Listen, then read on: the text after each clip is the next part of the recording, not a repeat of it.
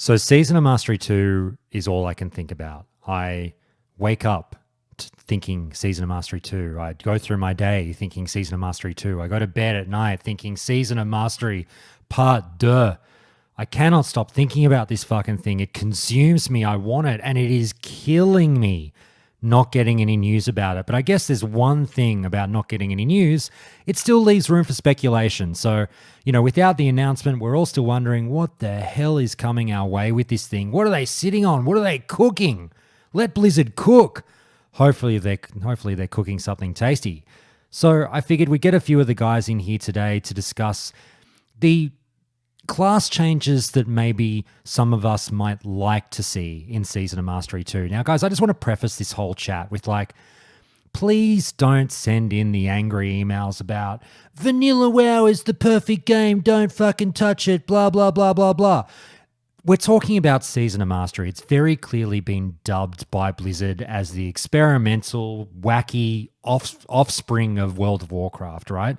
Things are probably going to be a little bit different. So set yourself up for some changes, quite frankly. If you're expecting the no changes fresh server, look, they might still do that as well, but I think you really should be betting that something quite different is coming. So we're talking about all of this within the realm of changes are more than likely coming to classes and stuff. What would we like to see? Yes, we all accept that Vanilla WoW is the fucking perfect game. It's great. It's got a few blemishes, but we love it as it is. So we're not tearing down Vanilla. We're just talking about, well, if you could get in there as a dev and tinker around a little bit, what would you do if you did some surgery to Vanilla? So I've gathered the following crew to discuss that with us today. Let's welcome back some regulars. And it's been a long time between drinks. I'm so happy to have him back. It's probably a bit unfair that I dub him as our resident vanilla expert. A little bit of, expectations on his shoulders, but I'm sure he can handle it. Fred Munro, mate, how you been? I've been great. Thanks so much for having me.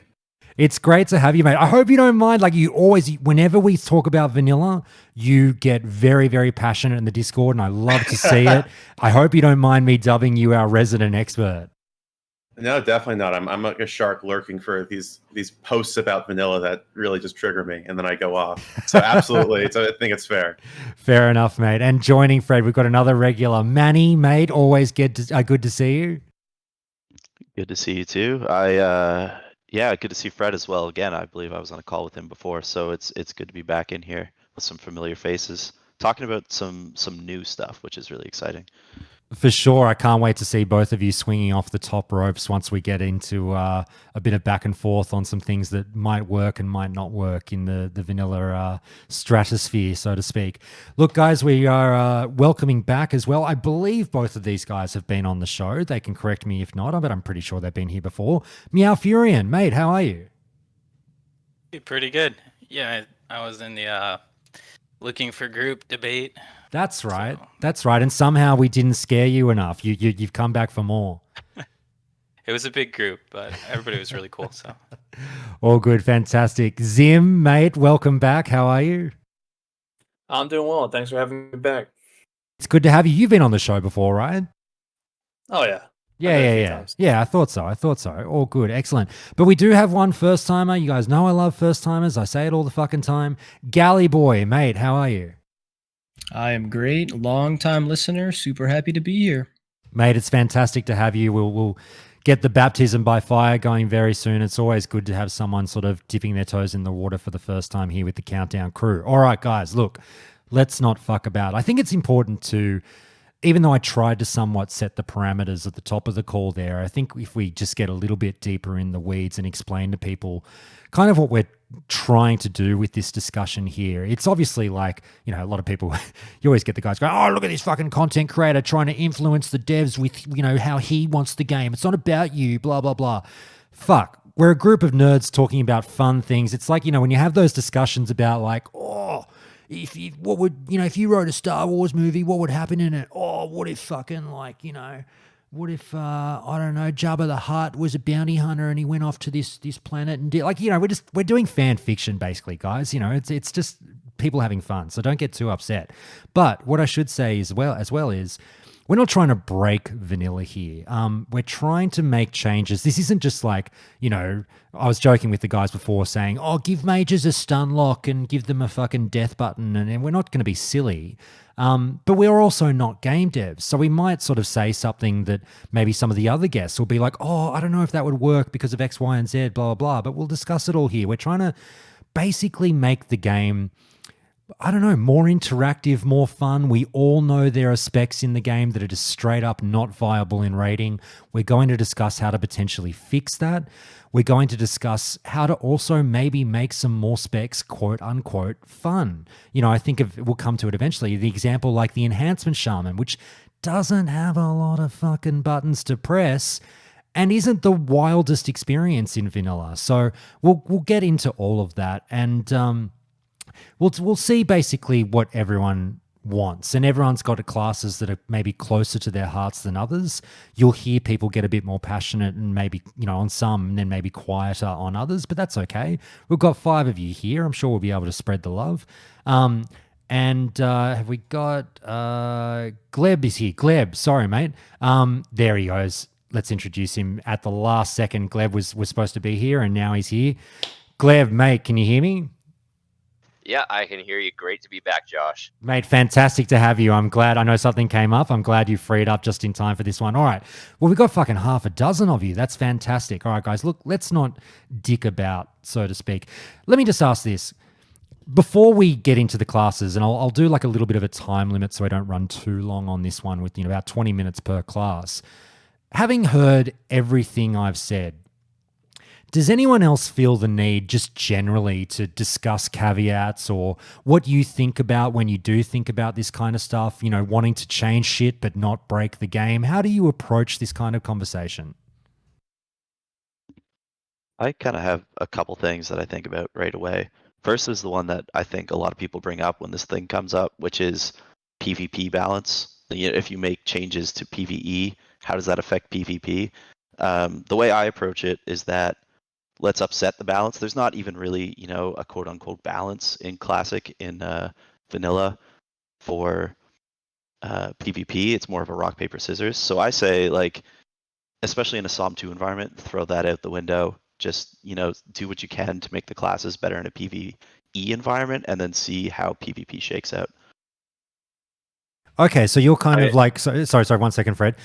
So you're kind of like save PvE at all costs, and if there's some slight damage to PvP, it's a price worth paying.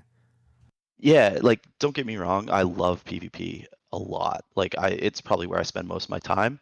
But given that vanilla or classic doesn't have what you'd call true balance anyway, I don't think it's worth necessarily throwing out good ideas PvE wise to maintain a PvP balance that doesn't really exist anyway. Yeah, I hear you. So yeah, vanilla's kind of, you know, busted anyway in a way. What's the harm in letting it get a bit more busted if it saves PvE? Hey, I hear what you're saying. I'm picking it up. All right, Fred, you were going to say something? Oh, yeah. You know, I just think that these worries that PvP is going to somehow change drastically are a bit overblown. I mean, when I think about the classes that, you know, I would make the most significant changes to, you know, Enhancement Shaman is definitely number 1 on the list, but, you know, to a lesser degree, Boomkin and Rhett. And, you know, I think the belief that somehow buffing their damage is going to cause them to be, you know, really good in PvP or somehow even make them okay in PvP, you know, really has it's not really true, right? At least in terms of any sort of pre-made PvP group.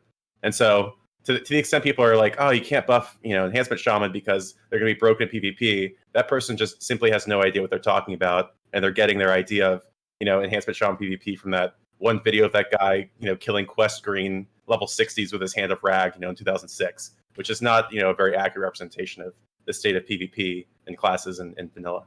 I agree with you guys. Let me throw this one in, Fred, because you guys know I'm sort of leaning more PvP these days than PvE. But I'm with you, but I would balk slightly at this point, Fred, if you got to a point that a class was so good in PvP that now you're throwing out class representation and we wake up one day and we go, oh shit, 30% of the player base is playing enhancement now because we changed them and they fucking delete people in PvP. Do you think that's a point of no return? Right. No, absolutely. I think Manny and I are making slightly different points. Manny's point was he didn't care if that was the case. My point was we could buff the hell out of Enhancement Shaman and they would still be total shit in PvP. So I'm saying, like, I'm sort of attacking the root of the problem, which is people are saying, hey, you know, we can't make these class balance changes because it's going to make PvP, it's going to change PvP. And I'm saying, no, like, it really won't change PvP. The reason why Enhancement Shaman is bad in PvP, of course, it has abysmal DPS and terrible damage, but that's not really its biggest problem. It's the And so if you're kiting. just addressing their PV, if you're addressing the PvE by increasing their damage, at the end of the day, we're still talking about a class that, you know, has terrible sustain, has absolutely no gap close, has the worst utility. It's the only class that doesn't have any hard CC, you know.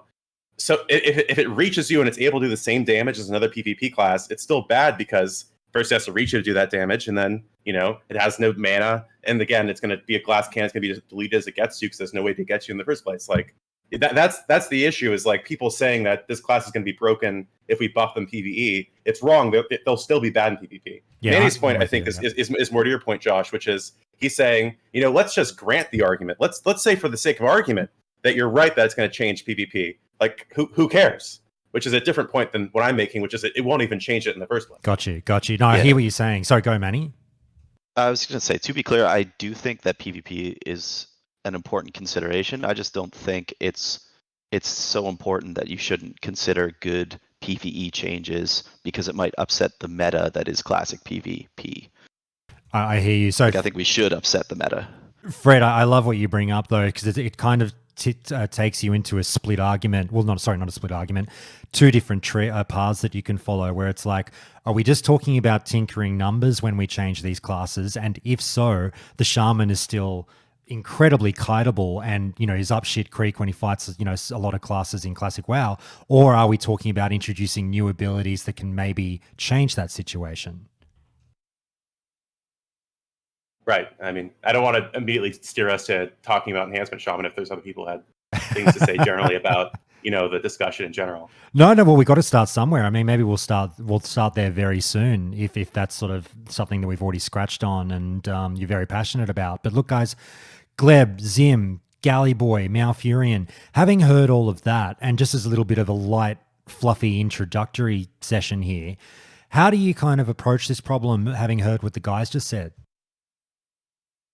I mean, the way I kind of go into it is like, there's always going to be I don't know. I think Blizzard always tries to find the middle ground between the sweaty players and the casual players. So when I first think of Classic, the first thing I think it was like, oh, the leveling process and like that. How do you make that more enjoyable? Because that'll ultimately lead to people creating alts and stuff like that. So I think more about like alt friendly stuff, kind of like Wrath of the Lich King. You know, like it's super alt friendly. Some arguably say it's the most alt friendly expansion that there is. So I think about that, but in that process, like leveling a ret paladin, like, you know, God help you, and you must have the most patience in the world to bonk your way to level 60. Like there needs to be some tinkering with it. I think we can explore that a little later though. Yeah, too easy. No, I hear what you're saying. And when you say, you know, change, Waldo's having an aneurysm in chat, but I think when you say things like change the leveling experience, it's not changing the leveling experience, it's changing the classes so that they enjoy the leveling experience more. Exactly. Yeah. Yeah, that's right. It's okay, Waldo. It's okay, Waldo. It's okay, mate. Meow Fury and Gleb. If you got Galley, if you got nothing on this, it's okay. We can get straight into the classes. Just wonder if you had any opening comments on stuff you've heard. Yeah. Yeah. I'll Okay, say we'll go high with level. Gleb first. Yeah. One thing that I'm concerned about, and I don't necessarily trust Blizzard, is to keep the vanilla experience.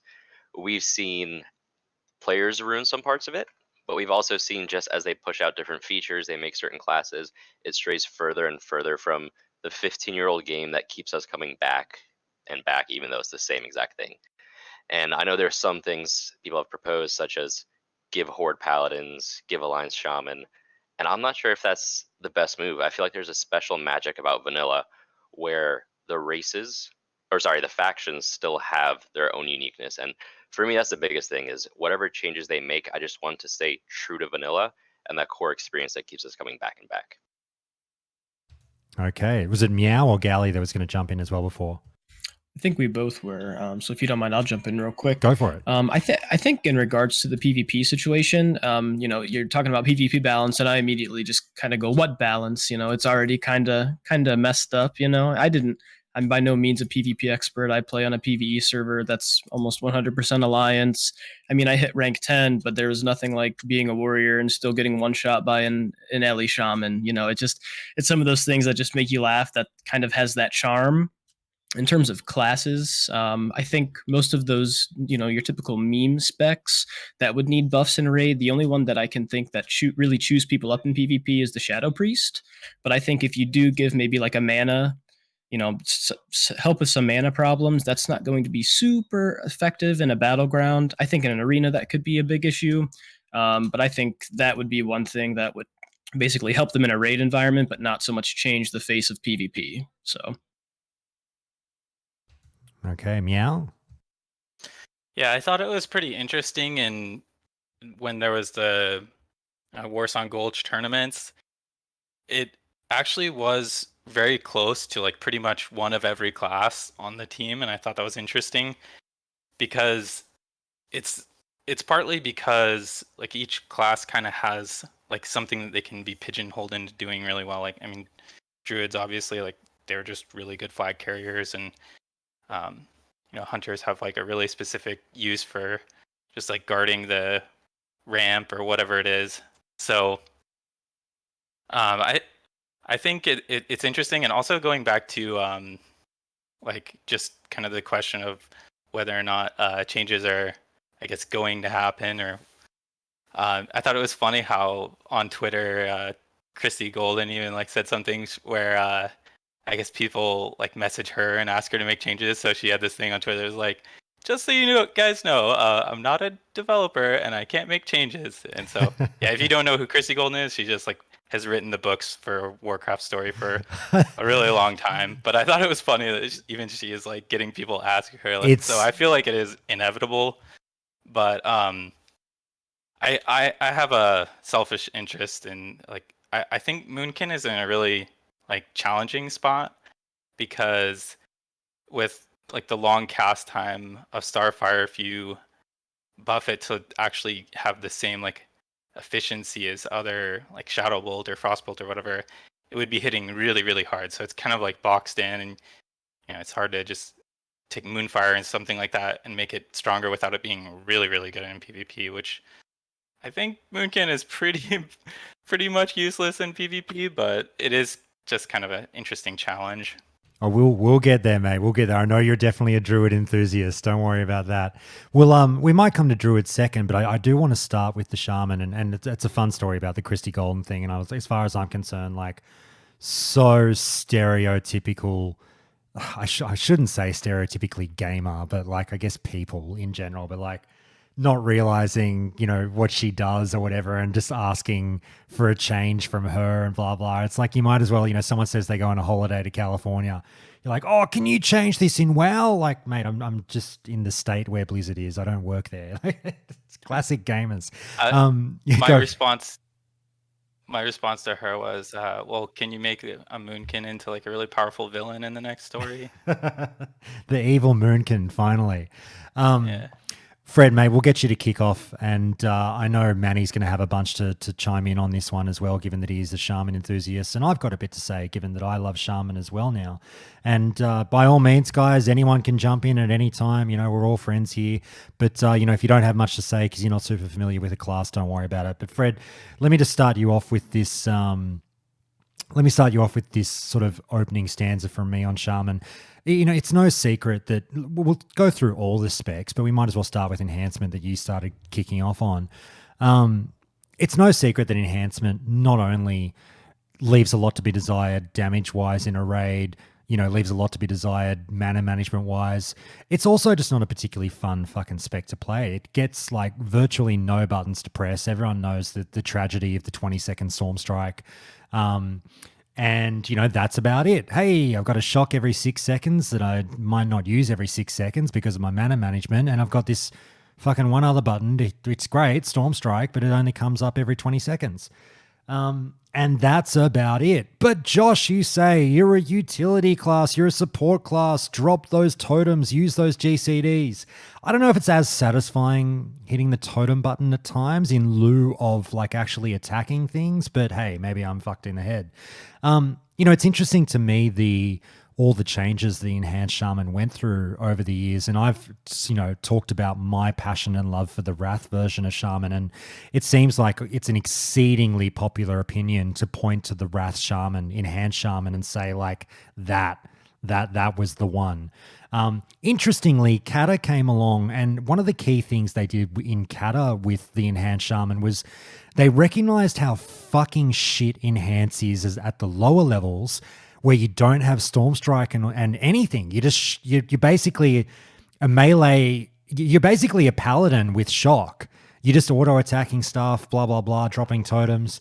And they gave them a very, very early, maybe a level 1 ability, I'm not sure, very early new like Lava Lash-esque ability just for a fucking button to push. So it's fun to know that they came along to really give Enhance all the love it kind of deserved. But those first, couple of vanilla and TBC years are rough as guts. So it's really a multi-pronged approach for the Enhanced Shaman for me. It's not just mana management, it's making it fun as well. Fred, sorry, you having heard all that, give me your rant on Enhanced Shaman.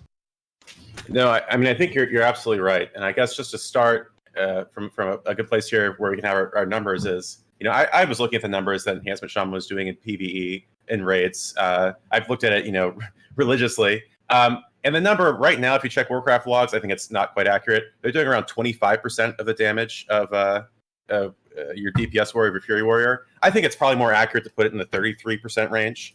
So we're going to go with that number, even though that's not, even though it looks worse if you check right now. But I'm saying 33%. And so when you see that 33% number, I think the initial response that you get from these people who are really no changers, but they realize some changes are coming, they try to just minimize as much as possible, is go, well, let's just fix the mana problems with Enhance, and that'll set them up. They'll be good. But nothing could be further from the truth. Like, what percentage of Enhancement Shaman's damage and raid comes from having mana? Let's say 25%, which I think is a high estimate. Let's say 25%. What percentage of the time when they're actually DPSing are they fully because they're out of Dark Ruins and they're out of major mana pots? Let's say they're entirely half the time. Again, I think that's a high estimate. Even assuming both of those are true, giving them hypothetically infinite mana would only raise their damage from 33% of the damage of a Fury Warrior to 38.7% damage of a Fury Warrior. They go from being total shit to total shit. So obviously more changes than just mana efficiency are needed, just from a balance perspective. And I think, Josh, you bring up a good point, which is there's a balance perspective and there's also them being fun. So, back when I was originally proposing changes to, I was never a no changer. I wanted class balance changes to Classic's original release. And then I thought it was kind of ridiculous that there weren't some light touch ones. I would say, well, let's do the TBC talents and let's not do dual wielding. And the reason for that is because of itemization, and also because I think it's kind of, it's kind of core to, I think, vanilla Shaman's identity that they're using that big two-hander weapon, not that they're dual wielding. But in any event, but I think you bring up a good point, which is these changes are pretty minimal in terms of button pressing. What do you get? You get Storm Strike on a 10-second less cooldown, so it's halved, and then you get the what is it called? It's called Shamanistic Rage, which regenerates your mana on a 2-minute cooldown, and those are the only 2 buttons you get. You're really not getting all that much on top of the vanilla Shaman, which really doesn't have any buttons, because everything else is all passive.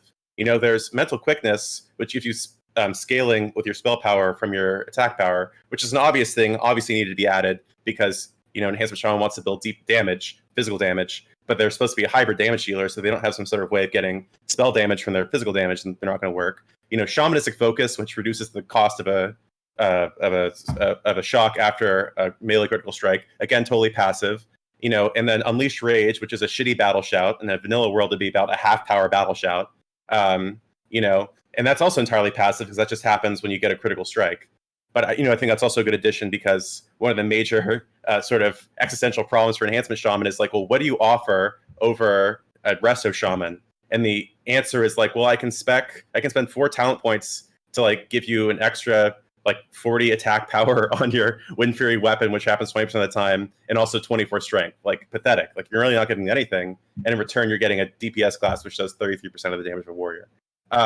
So I think you're on the money if what we're really worried about, along with balance, is having them be more interactive, and that's sort of the way we want to go with Psalm 2 is, change the classes so that they're more interactive as opposed to just changing them from a pure numbers balance perspective. Then, in Wrath, then they get all these buttons. They get Lava Lash, which is like another Storm Strike sort of. They get the Maelstrom proc. So basically, for those who don't know, as you attack, you gain stacks of this thing that reduces the cast time of a spell. And then really the way you use it is you build up to 5 stacks so that you insta cast lightning bolts like shocks. Fire Nova Totem, if you have a Glyphed and Talented, becomes a 3-second cooldown. It's not actually a totem. What happens in Wrath is that you press the Fire Nova button, and whatever fire totem you have does a Fire Nova effect. But that's a 3-second cooldown, so you're pressing that all the time. And then Storm Strike's cooldown, for what it's worth, is lowered from the TBC's 10 to 8 seconds. And then you get one more button, along cooldown Wolves, which isn't really an interactive button. But I think you're right on the money when the Wrath Shaman really has everything going for it. And I think, if we're in a world where we're starting from the baseline of Classic, where Shamans are so bad, again, 33% of the damage of a Fury Warrior, you could like really just go hog wild, give them even the Wrath talents, and without also adding itemization, they still wouldn't be anywhere threatening to like break the meta or be really good in PvE. And to be sure, none of these talents really help their PvP problems either. So again, I wouldn't be worried that they'd be too strong in PvP. Okay, Manny, let me throw it over to you. Having heard all that, do you think Fred's suggestion of maybe just a straight up transplant of the Wrath Shaman, scaling it to a vanilla world, is too much or sounds right? I'm a little bit torn. What I think I would like to see, and I do agree that I think the Wrath talents are really good. I love Wrath Enhancement Shaman. It's a little carpal tunnel-y at times. You're not spamming the same button, but you're pressing a lot of buttons. Might be a little bit too far for, the people who enjoy Classic versus Wrath. It might be a little bit too far on the button pressing side of things. But I think what I would like to see is you basically have 2 paths you can go down the enhanced tree, where you've got your dual wield Wrath style talents for consistent PvE DPS. But I think I would still like to maintain that flavor of two-handed enhance, where you go, it's more of a PvP build, specific build, where you still go for that big bursty Wind Fury with a two-hander, with maybe a little bit more tools, so you're not just a sitting duck in PvP most of the time. But that way, the people who still enjoy the classic two-handed enhanced Shaman, they can still go that build in PvP. So you don't lose the entire flavor of what is classic enhance. Fair enough. Even on the lowest level, I think that even if you didn't do a straight up transplant of a Wrath Shaman, because some people might be up in arms going like, you can't give fucking enhance, Feral Spirit in vanilla, it's broken, blah, blah, blah, blah, blah, whatever. I think you start just from, like Fred said, you start with mana management plus giving them significantly more damage that's not going to break the meta, and plus giving them more buttons to press. So I personally wouldn't have any major drama with like giving, a low level, like starting out, whether it's level 1 or level 6 or level 10 or whatever, giving the enhanced Shaman that Lava Lash like ability that they can just hit something while they're leveling and feel like an enhanced Shaman. And then they've got that extra button when they're raiding as well. I think that's pretty crucial in my opinion. How about you other guys? Now, feel free to hold your tongues if you're not Shaman aficionados. Has anyone heard anything they really want to talk about from any of you other 4 guys? Yeah, so I played Shaman. Sorry, you there, Zim? You're just breaking up a little bit.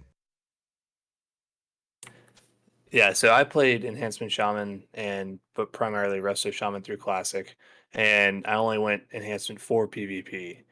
And I enjoyed the gameplay, but I think if you were to just implant Wrath's talent tree into like a Psalm era, Classic era, I think that would obviously destroy PvP. But going back, we're focusing on PvE here. Yeah, no, there's no way you're gonna be able to beat a Fury Warrior like it just by trading out talents. I think you're going to do a lot more like actual number tweaking in the class and the damage output of that class in order to actually, level everything out. Fair I think. enough.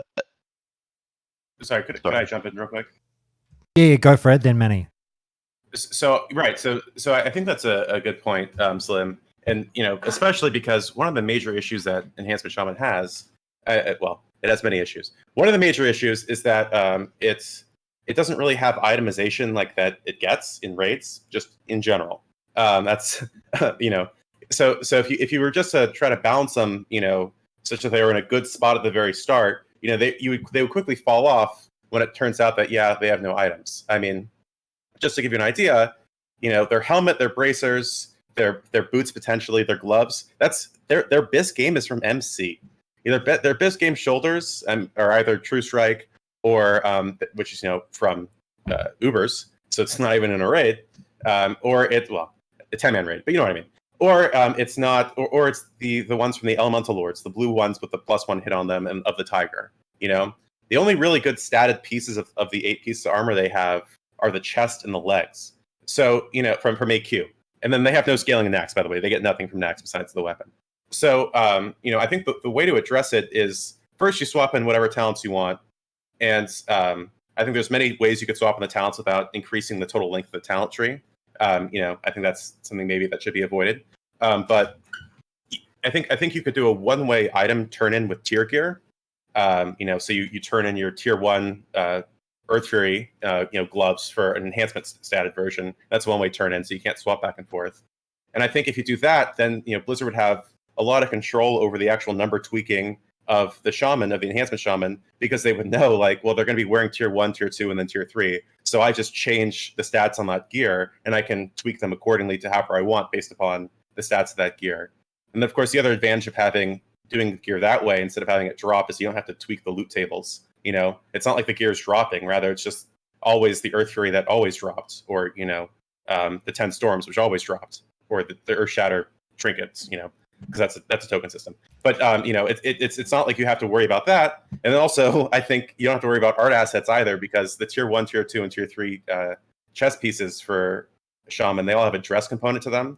So you could just get rid of the dress, and it's going to be pretty clear that that actually is the enhanced version wearing that gear, just from looking at them from a distance. And so I think that's a way to sort of adjust the numbers to however you want them to be. Again, it doesn't have to be as strong as Fury Warrior. They don't have to exceed Fury Warrior, but to whatever numbers you want them to be, you could just do gear that way, and then Blizzard can adjust those numbers. Manny? Yeah, I was going to touch on itemization as well, but in a slightly different manner, where one of the biggest buffs that Enhancement Shaman got in Wrath was the change from melee-specific and spell-specific stats to just general stats, whether it's hit or crit. Because Enhancement Shaman, even if you transplanted the talents from Wrath to Vanilla, they would be missing on a massive amount of their spells or a massive amount of their melee attacks, because there's no way you could get all the melee and spell hit that you need, or the melee and spell crit that you need, since those are unique stats in Vanilla. So it's Enhancement Shaman, I think, is one of the thorniest ones.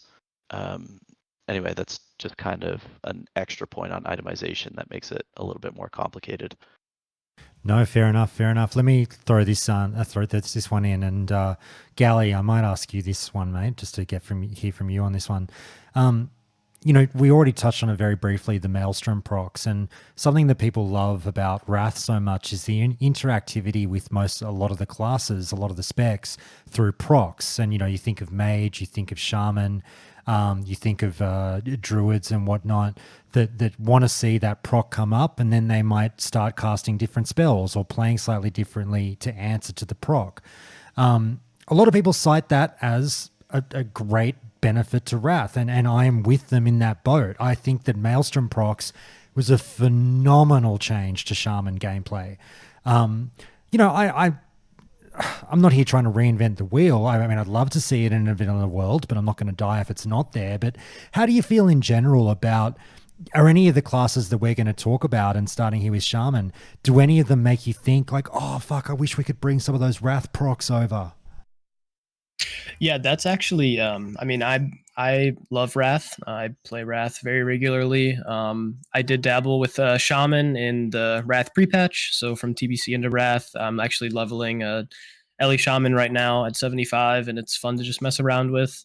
I think procs are great. It gives you that little RNG factor where you can get really lucky and really press that button. I play a Fury Warrior in main raid, so those slam procs can just come up and I smash my slam button, or there are sometimes where it's just like, is this Blood Surge going to proc or not? But it is just that extra feel to the rotation. I think Maelstrom feels very good. I feel like that would be a great addition to Shaman. With a Shaman, I'm an Alliance player in Classic. That is going to change in next season.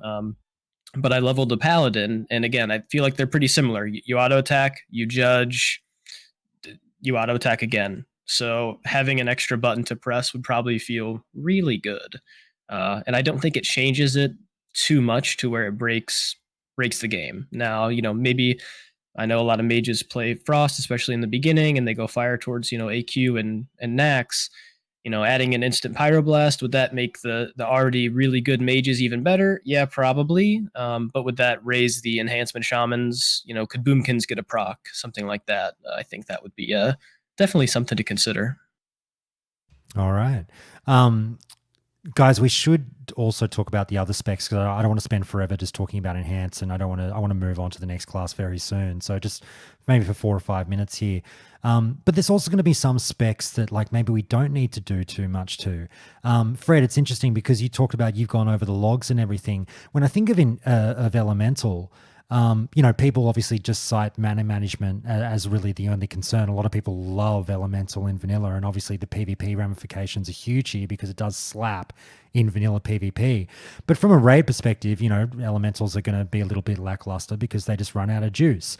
But then you mentioned with the enhance, like just giving them a larger mana pool is not going to be enough. Is the answer the same for Elemental or not so much?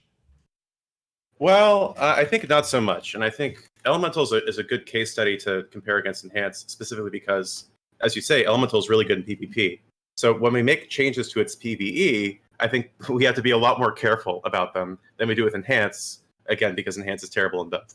But mana makes a much bigger difference to Elemental Shaman because unlike Enhance, where having mana is the difference between losing 25% of your damage, if you have no mana as Elemental Shaman, you have no damage. Right, so it makes a much bigger difference to its overall damage. Just look at the logs right now; they're doing it's like 38% of the damage of Fury Warrior, so better than Enhance. This is the current stats. Again, I actually don't know what they are historically, but I think that's probably generally accurate, at least from what I remember.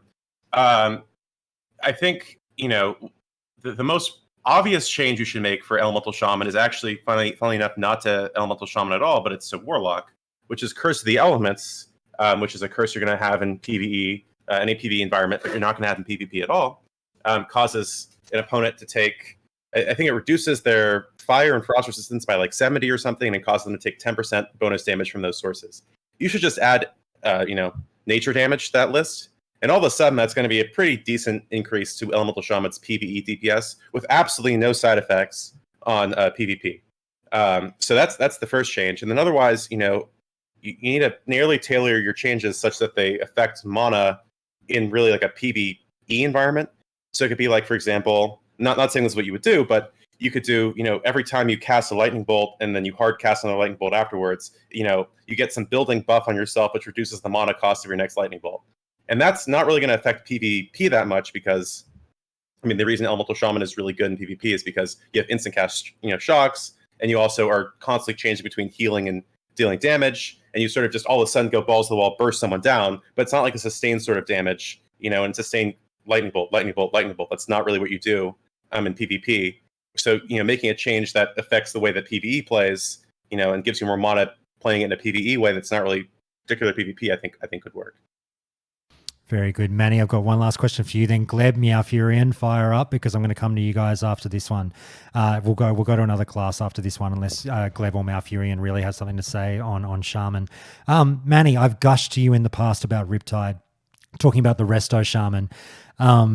It's tough with healers thinking like, fuck, do vanilla healers really need another button to push? And again, this is all with, a presumption of something's being changed in the raids. We're not just talking about fighting the same bosses with the same health pools and whatnot. Like, you're presuming something has been messed around with, I guess. But maybe the answer is no. Like, you can't introduce a new heal to the healers because it fucks everything up. But I don't know. I love pressing Riptide. I think it's the fucking heal that Shamans needed.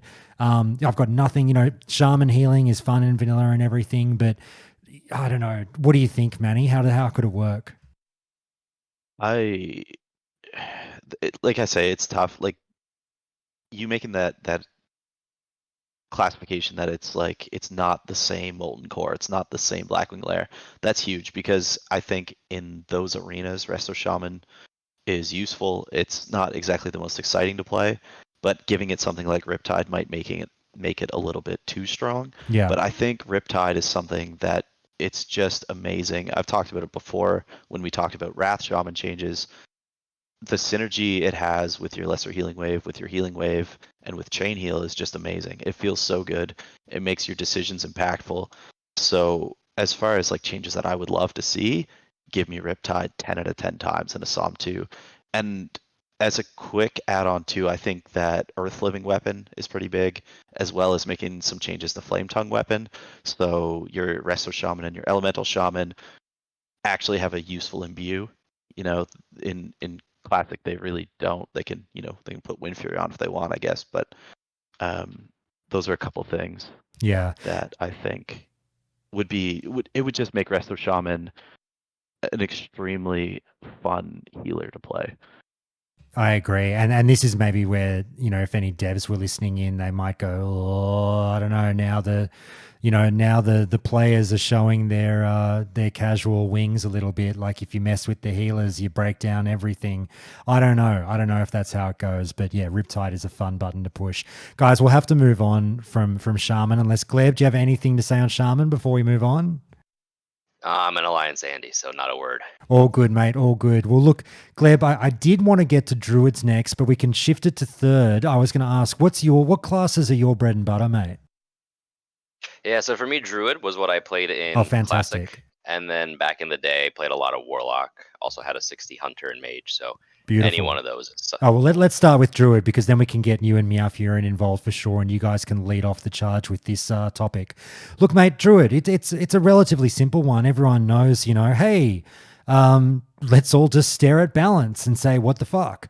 The Urmkin meme is beyond a joke. The mana is just fucking silly, but also, like, I actually haven't played Druid in vanilla, so you guys will guide the way on this one. But like, Fred brought up a really great point that I think we should keep in mind with all of these specs when we discuss them, is that is just an increased mana pool the fucking be all and end all answer for a balanced Druid, or does it go far, far beyond that, Gleb? It'll help for sure, just because Boomkins are known for gushing through mana, and you do stuff to avoid that. But I think part of it is just having more or less predictability in terms of the play style. And I think I saw someone post in chat a pretty interesting idea of trying to weave in more reactive spells, so you're not always just casting Starfire, Wrath, Moonfire, but maybe there's some kind of chain where maybe 5 stacks of Starfire, and then you Moonfire and it does extra damage. Just something to make it less mashing the same button and more fun, which a lot of the classes and specs have issues with. Well, we just talked about, Maelstrom procs with Shaman, and obviously in Wrath, the Druids get their Solar and Lunar procs that they've got to look out for.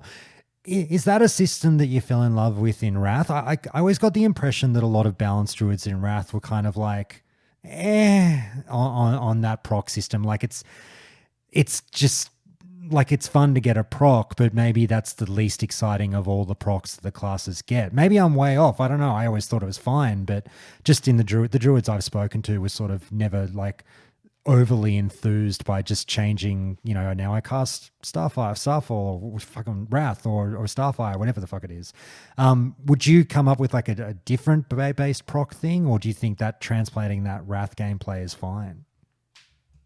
So I'm all for trying to create new stuff and be original, but there's a reason I'm not a game developer. I work more of a boring corporate job. But if I had to think about it and just try and think of ways to make it exciting, what makes druids lore-wise unique and similar to shamans, I should say, is their connection with nature and animals. So it would be super interesting if there was certain procs that, based on the type of mob you're fighting, if you're fighting a beast, it unlocks something else versus a humanoid versus an undead. And I think that could be a cool way to have it be less stale, but also tied to the lore and fit in. But the issue with that could be certain places like Molten Core or Blackwing Lair, where you're mostly fighting either elementals or dragonkins. It may get repetitive there, but at least in the open world, which is what really makes vanilla, it would keep it exciting and all interesting all throughout. Okay, Meowfurian, let's throw it over to you, mate. Now's your time to shine with the druid profile picture and everything. I love it. Mate, we're talking Moonkin, we're talking balance, we're talking your favorite. Everything that I've just said to Gleb, any comments on that? And where's your head at with Season of Mastery 2 for the balanced druid? I liked the idea. Oh, am I on? Okay. Yeah, you're on. I like the idea that Gleb had about just, like stacking up Starfire. I think that that's good. I like the Eclipse mechanic in Wrath, but I don't love it. I mean, I think what most druids love in Wrath is Starfall. So, but no, I think that there's a much bigger problem than just mana. Like the damage output is just totally abysmal. And going back to the thing about like the representation, I think it's kind of funny how I looked at it before, and it was like for every one Moonkin parse that you'd see, it would be like 60 warriors, and I think most of those Moonkins were probably like me, just like sneaking into the raid as Moonkin. Like they're like, "Oh, Meowfurian's a healer, right?" I'm like, "Yeah, I'm a healer," and just show up as Moonkin. But no, I Moonkin is one where I would kind of break our rule of just totally changing things up. I think it's interesting that like there are a lot of things in the itemization for druids, like the tier 2.5 and stuff, that have melee stats on it, and I would totally shake it up and make Moonkins into like a melee caster hybrid. But that's just me. I think that would be a lot of fun. I know one of the guys in my guild, he tried being like a boomkin, half tank, half melee, half just spamming Moonfire, and he had a blast doing it. Just put on bark skin and then just go crazy. I think just that versatility is what a lot of people play druid for. You can tank, you can kind of DPS, you can heal, and then even within those, if you could have more variability in how you play, would make it a really fun class for everyone. Yeah, I agree. And there are some kind of easy wins that I would go for, and I kind of maybe would steal some of the ideas. If anybody's been on like Turtle WoW before, Yeah, go for it. know. I definitely want to bring up Turtle WoW at points, so go nuts, mate. Yeah, so in the balance tree, there's the talents. I forget what they're called, but the one that gives basically physical damage. So on Turtle WoW, that also gives like physical hit and also spell hit, which is something that Moonkins are really starved for. And then I think also the clear casting Omen of Clarity can proc off of spells as well, which would be a benefit for their mana, obviously. But if I were shaking them up and making them into melee as well, then also getting the procs from that. I've got a question for you on that one, because I saw that with Turtle WoW, how they did the Omen of Clarity change there, Meowfurian, which is basically just, any of your spells or attacks can proc Omen of Clarity, and then you get a free spell or whatever after that procs.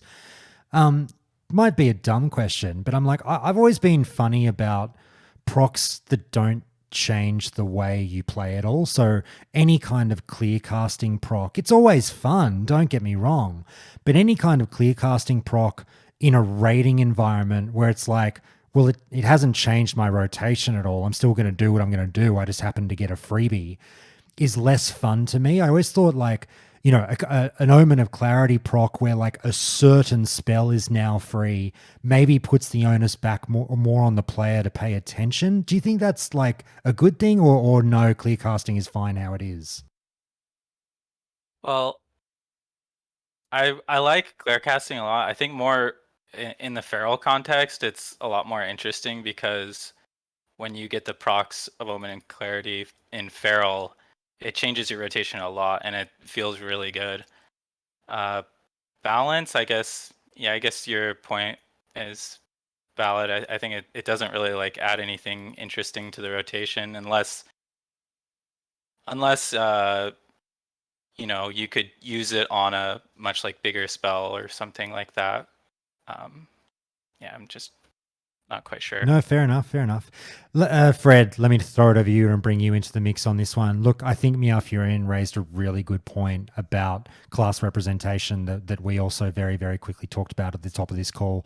And, you know, I said you don't want to do anything with the game that blows out representation to an excessive degree that now a shitload of people all are playing one class, a la Death Knight and Wrath. But there's the opposite end of the spectrum to consider as well. And Druid, in, you know, every vanilla server that has ever fucking been since the dawn of mankind, is always sitting right there at 5%. No one plays Druid, the lowest represented class. Is it time to, in a Season of Mastery 2 alternate universe, really go nuts with a Druid to actually fucking make people want to play it a bit more? Yeah, I mean, if you're asking me, of course I'm going to say yes. But related to why I think they're so low played is just because, you know, when we're dealing with a private server where they're really low played or you know, vanilla, we're dealing with a world where most people really only want them to be a healer, and then they're the worst healers. So it's like, why would you play this class which can only be a healer, it's worst healer? And so I think that's probably what contributes to a large degree to them having a low amount of play. But yeah, I mean, I'm no Druid expert. You know, if I were to make changes, I'd probably just make the changes they had in TPC, which are basically scaling changes, and one also gives them mana sustain while they cast spells.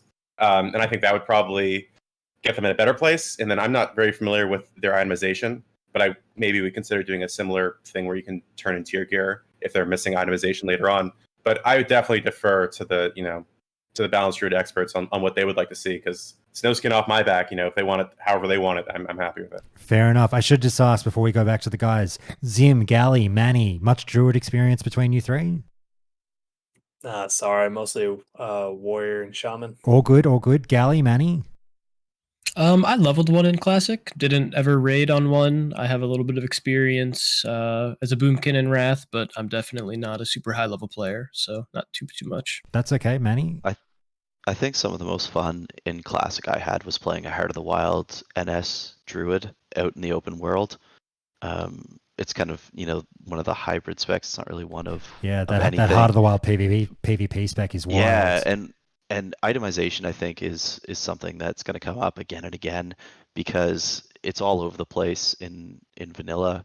But once I got that AQ set for Heart of the Wild NS, it's got a mix of everything. It's got spell damage, it's got strength, it's got melee crit, it's got like, it's really weird, but it works so well with that spec. Anyway, that's just kind of one of the oddballs in there that I would love to be able to play again. I don't know how it fits with class changes to the specific PvE specs, but yeah. So was there anything in your PvP days on that Heart of the Wild spec that you felt was missing or was fine as is? I don't know about missing, but what I liked about it the most is that it was so versatile in, you know, shifting between forms, and it really felt like you were playing a druid, not a spec, but like just a druid. Because if you're up against a caster, you could shift to bear charge, you could shift a cat to sprint away, you could whittle people down with, you know, roots and moonfire and get a starfire off. If it was a melee class, it was really interesting, you know, or you go cat form and sneak up behind somebody and open with a ravage. Like, it just felt like you were playing a druid, and that's what I really liked about it. It's funny to hear you say that in a world where we've obviously just had the devs stamp out bear weaving in raids. You know, for understandable reasons, I get it, but like, you know, a style of gameplay in Wrath that saw the druid shifting form more was like, no, feral druids should be cats all the time, obviously. So yeah, it's funny to hear that. Yeah, I that's what I mean. I don't know where it fits in all this. Like, I think it's right if we're looking at a Psalm 2 environment to look at that PvE representation first. It was just kind of an odd thing that like I had so much fun with it that I wanted to bring it up. Fair enough. Okay, well, let me throw it back to the Druids, Gleb and Meow. Look, guys, we should also talk about Resto and Feral while we're at it. Let me know if you've got much experience with them. But, the healers, again, we'll come to that one last. We'll go to Feral first. But an interesting question from Nogs, a little quick one. Like when you think of feral druids and when you think of rogues, it's a fun thing to ask the classic crowd. Going, now that you've tasted what Wrath has done with the energy regeneration, do you prefer the vanilla way of doing it, where it comes in chunks, or do you prefer the full gradual regeneration you see in Wrath?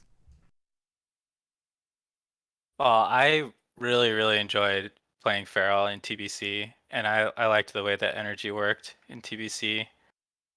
Fair enough. I think the thing for Feral, there's one skill that has always bothered me is Tiger's Fury. Like it's just in vanilla and TBC, it's just almost completely useless.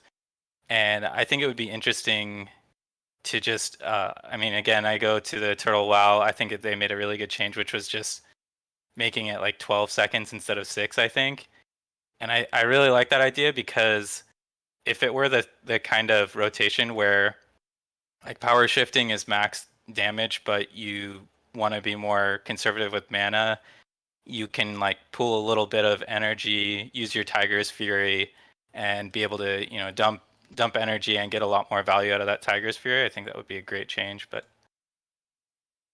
okay. Yeah, and I'll say in terms of the energy regen, one thing that I love that makes Druids unique is the whole power shift concept of just bouncing in and out of cat and then getting 1 or 2 ticks. I didn't play too much Feral, so I'm not sure exactly how many it was. And then cast your spells, jump back out, jump back in.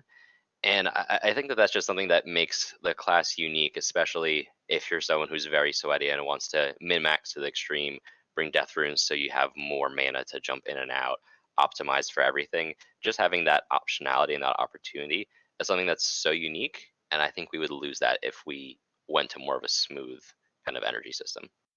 Do you want to get rid of the MCP farming? Oh, I was waiting for you to bring that up. So 3 letters that every single druid would hate is MCP. And I think what makes it so awful for me is that a lot of us play WoW to escape from our jobs or like the more boring part of life. But if you want to raid as a feral, you have to work a second job of just going into Nomer, farming it, gathering MCP. And then it also just makes a lot of the weapons that you get not as important, because you're going to have to equip the pummeler a fair amount of time. And I think that that's going to be the biggest change that they need to make. And it's a very simple one in terms of changing how itemization affects cat form, but can also have huge consequences depending on just the stuff that players would find. Because we've seen like clam weaving and all of this stuff where players get creative and they find different ways to abuse itemization. So I think that would be the remember the clan weaving. Remember, clan weaving was fake though. Yeah, it's true. But players are just always finding this crazy stuff in a game that's 15 years old, real or not. But they'll find ways to abuse it somehow if it's given a free way. Zim, let me ask you this, mate, because the MCP argument is an interesting one, and it's one that we can stretch a little bit globally here. The classic team of late has really shown with Wrath, and it might be something that they then stretch to Season of Mastery too, this ethos of really wanting to stamp out borderline degen gameplay, or just like stupid things you have to do to optimize a class. And obviously we saw the DK change, we then saw the bear weaving change and everything. They don't want people going ballistic or going nuts with dumb shit to get the most min-maxy juice out of their class. Now, for me, that would lend itself to an easy argument with Season of Mastery 2 that, they probably would get rid of something like MCP farming, or even, something as simple as like, change the classes so that they don't have to farm demonic runes anymore. All those classes that needed all these demonic runes to make sure that their mana was okay. I would think it would be like not outside the realm of plausibility to suggest that Blizzard will kind of look to address that stuff. So when we talk about MCPs, do you think like you could see a reality where, yeah, they get rid of that? You talking to me? Or you talking Yeah, to yeah. Blair? Sorry, talking to you, Zim. Okay. I mean, I could totally see Blizzard like essentially helping the player out, right? Like getting rid of MCP, like just like Gleb said, it's like if you're getting off of work and you're coming home, you're like, oh well, I got to go grind Nomer again for MCP. Like you're not gonna want to play because like Yeah, you'll burn out. yeah, you're gonna burn out, and because that happened to actually playing vanilla, our one of our main tanks was a Pharaoh Druid, and he would just every time he was on, he was in Nomergan or he was in our raid, and that was all he did. Fair enough. Fair enough. Gally, what do you think about that? I think that's a unique one because it's such a classic thing, right? You think classic WoW and you think all of these unique interactions with the world, and I think that's one of them, as sweaty as it is. Makes But classic maybe classic. even changing because it's what 3 uses, I believe. So instead of having just 3 uses, maybe making it a 15-minute cooldown, but then that gets into okay, you get this at what level 29, and you have a weapon that is viable until level 60 and beyond. So then you might want to look at making your raid weapons a little bit better, maybe that have a haste proc, because it is important for the feral druids, the tanks, and the cats. So well, I do think it is quite a pain in the ass to farm it. It's one of those things that makes classic. So it's a tough one. It's a fair point, Fred. Let me get you to sort of bring us home on that point. Like, do we show caution with the things that make classic and something as iconic as MCP has been to a legion of private server fans over the years? Do you keep the item but change the way it works, or what do you do? Yeah, it's a funny question. Although first I want to note, I just find it so funny to talk about going to Nomergon as going to work, because I believe there's literally punch cards in Nomergon. So like you're really like full all out there. Yeah, I know that's a tough question. I mean, I would say that MCP is just so cancer. Like I would get rid of it. I mean, it's iconic, sure, but like were people back in like actual vanilla doing it? It's iconic for the private server crowd, but that doesn't necessarily mean it's like core vanilla. I mean, not to go totally off topic, actually to go completely off topic, like the current PvP system is cancer, and I would get rid of that as well. You fucking asshole! You beat me to it, you son of a bitch. Even though that's totally core vanilla, I can't deny that. But yeah, I mean, so I would get rid of the MCP part. I hate you so much. I'm sitting here going, oh, I'm going to bring up the ranking system and say, oh, it's so, core to classic, but that doesn't make it a good system, and you fucking beat me to it. But that's okay. Well, don't invite me back on the show. Oh, no, I love you, Fred. That's why we pay you the big bucks here. Look, very good points, mate. Look, we'll finish up on Druid. That's about it. Look, Meow Furion, I just want you to say anything you haven't said about Druid yet. We haven't said anything about Resto. Any last words on Resto before we move on? I don't have strong opinions about Resto.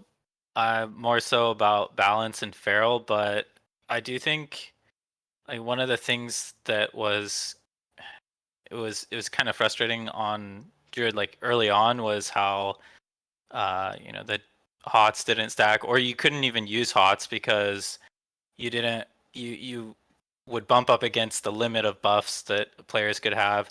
So I remember one time I healed the Atiesh quest, and the warrior in my group had a macro on his bloodthirst, so it was like canceling out all the hots because he's used to just like canceling them 100% of the time. But well, presume a world where there's no the buff and debuff limit isn't a factor. Yeah, I think it's an interesting change. I guess like just spitballing, like a light touch change would be like that rejuve, heals the moment that it gets put on. Just because a lot of the times what you do when you're healing as resto is you just put a rejuve on somebody and then they get healed to full, and then I don't know that the overall output is just bad in general, but I don't know if I would change that much. I like that they just have like a good utility in keeping like HOTS on a lot of people. Fair enough. Fair enough. Guys, before we go to the next class, anyone have anything they want to say about Resto Druid before we move on? Yeah, just I would just want to add 2 words for Resto because that was my main guy. Mm-hmm. I think buff limits is a huge one, and then just having a quicker casting spell would be great because I remember always being sniped by the Pallies and priests, and having a quick casting spell would be get the fantastic. druids in there with a flash heal or something. Yeah, exactly. Interesting. And that And, makes your that's exactly why I yelled out Riptide for Shaman, because like I healed in vanilla as well, and I was, I played a bit of time on a Resto Druid too back in Classic, and I know what it's like, and I know what it's like to be sniped and feel like you're not really contributing, and so that's why I'm like Shaman, Riptide, but it's just as justifiable, Gleb, for you to go like fucking give the Druid something. Please. Yeah, it's tough because there's not a lot of raid damage going out in a lot of the fights in vanilla. So HOTS lose a ton of value, and you just end up spamming like a downranked healing touch that's a super long cast time. It's a frustrating playstyle. So maybe if the encounters change, that will bring back the relevancy of HOTS. Yeah, Veil Straz was great because I could just spam regrowth and just lead meters, but that's the only fight that really had it. Fair enough, guys. Let's move on to the next class. Galley Boy, I'll give you the pick of the litter, mate. What's your specialty? I play a whole lot of warrior. Oh, mate, let's do it. Yeah, sure. Go ahead. All right. Well, how can I tee this one up for you? All right. Well, actually, here's a great way to frame warrior. Fucking, do we go as far as saying there's a few classes in this game? I don't know, man. If it ain't broke, don't fix it. This is going to make all the warriors jump up and down. But I think it was FarQ or someone else brought up in Twitch chat earlier, which is a really good point, saying, look, we're buffing all these other classes. That's great. Don't nerf the warriors, or they will have a collective aneurysm. But then, do we need to change the warrior at all? The only thing I sort of think about when I think of, the very little time I've spent on warrior, I really did enjoy in Wrath. Again, we're coming back to the point of procs, and I forget the ability. One of you will know. As you're leveling a warrior in Wrath, there's 1 or 2 procs that you get to come up on a fairly frequent basis that feels really, really fucking good to hit as a button. I forget what it is. I wish I could remember. I don't think it's not overpower. It's something new that you get, I think. Maybe I'm going crazy. But either way, Galley Boy, are warriors really needing any additions or changes in vanilla? Make the case. Warriors, and I know this is a very common, people compare them to driving the Lamborghini, a fully world buffed warrior in a raid is like driving a Lamborghini, and I agree with that. It's one of the best feelings. Now I will say that Prot Warrior and Wrath is probably the best feeling class spec combination I have ever played. Wrath, Prot Warrior, and people shit on them all day. Pallies are super OP, Warriors are fine. Prot Warrior and Wrath feels amazing, and I know the standard and classic is the Fury Prot, so most people don't go down into deep Prot to get shield slam. You basically play Fury in defensive stance, you use Bloodthirst, that gets the job done better with world buffs. So again, Psalm did not have world buffs, but I think I did not play a whole lot of Psalm, but I think people still went Fury Prot, if I'm not mistaken. Fury itself is a DPS class, top tier. Everyone knows that. Even in a world without world buffs, they did great. Arms is a fun PvP spec. I ranked to 10, which is, no grand. I'm not a Grand Marshal or anything, but going around with a 2-hander is one of my favorite things to do. I did raid as Arms a couple times, when one of our Shadow Priest was out and I was able to hit my Mortal Strike button to add a debuff to the boss. But I don't think it's broken. So do I think it needs fixes? No. Would I love playing a classic level 60 warrior with Shockwave? Absolutely. All right. Zim, let me throw it over to you, mate. I think you did mention that warrior was your favorite there. Look, it's a really interesting point here because warriors are so ridiculously powerful in vanilla.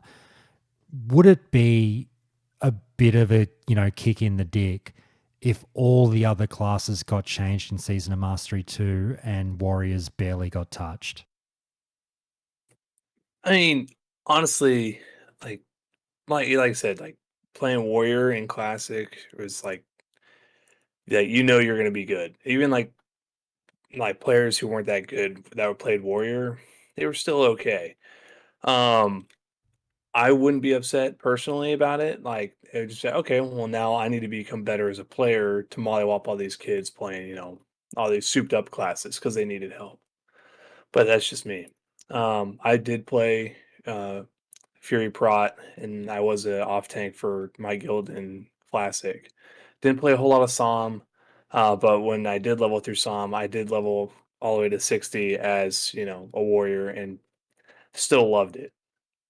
They can touch it, they cannot. I think Warrior is fine as is, to be honest. I don't think it needs a whole lot of tweaking. And yeah, I do think that having Shockwave as a level 60 Warrior would be just, icing on the cake. All right. Let's open it up a bit here. I'm not sure how many of you other guys have touched Warrior. Probably all of you, given how popular it is. Fred, I'll start with you. Then we'll get Manny, Gleb, and Meow Fury and commenting on this one, and then we'll bring it back to our two Warrior boys. Fred, it's a tricky one here, isn't it? Because you want to sit there and say, "Don't touch a fucking thing," but then I come back to that word of fun, and I don't have much experience with the Vanilla Warrior, so I don't really know where to kick off here. Is the Vanilla Warrior fun enough to play? Do you think the Warriors would stand in any way, shape, or form? And I don't think they would, but do you think they would stand for any kind of nerf if it opened up them pressing more buttons? I don't know. I would think so. I mean, I think, people play Warrior because they like playing Warrior. I mean, I think that's very tempting to say that someone is being a meta slave and they're picking the top DPS class. And that probably is true. Yeah, to some degree, I don't think they all love Warrior. I think they love being on top. But I maybe I'm just optimistic. But I think a lot of people just will play Warrior whether it's nerfed, and I mean, I think it's a more overarching question of what are the changes we're making. Like, are we touching mages? Are we touching rogues? Are we touching warlocks? If the answer is yes, then I think we got to make changes to Warrior. But if they're off those three classes I just named are relatively unchanged, then I think we could just give some slight scaling nerfs to Warrior. And I think everyone's and obviously Warrior's going to be grumbling because they're not doing quadruple DPS as everyone else. They're only doing 20% more damage. That's a much better place for the game to be in. So I would give them the TBC rage normalization, and I would give them obviously it's a nerf, to be clear, even though I said give them. And then I would probably roll back several of the nerfs they got from patch 1.9 onwards, which are mostly scaling buffs. And then I'd probably get heroic strike queuing, which is not something that private servers had, and as far as I'm concerned, plenty of people still played Warriors in private servers despite not having that. And that's what I would do. So really, I think light touch and not anything that effectively changes the way you play, other than heroic strike queuing, but would get their numbers more in line, and I think would still feel like a Warrior. Because I haven't changed your cooldowns, I haven't changed your spells. I've just made you do a little bit less damage. Is the fact that the number says X on your screen instead of Y, is that what makes you want to play Warrior? If so, I'm not really too concerned about your opinion of the class, honestly. Okay, just before I get to you other guys, I want to throw it back to the Warriors. Gally, having heard that, anything to reply to? Yeah, I kind of in the beginning, talking about the fun of playing Warrior, I just want to...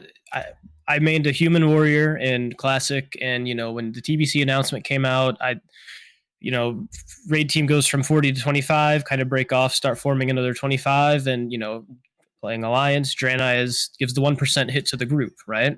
So what did I do? I re-leveled from 1 as a Draenei all the way to 60 in the 2-week pre-patch period, giving up my Hand of Rag human warrior so I could give 1% hit.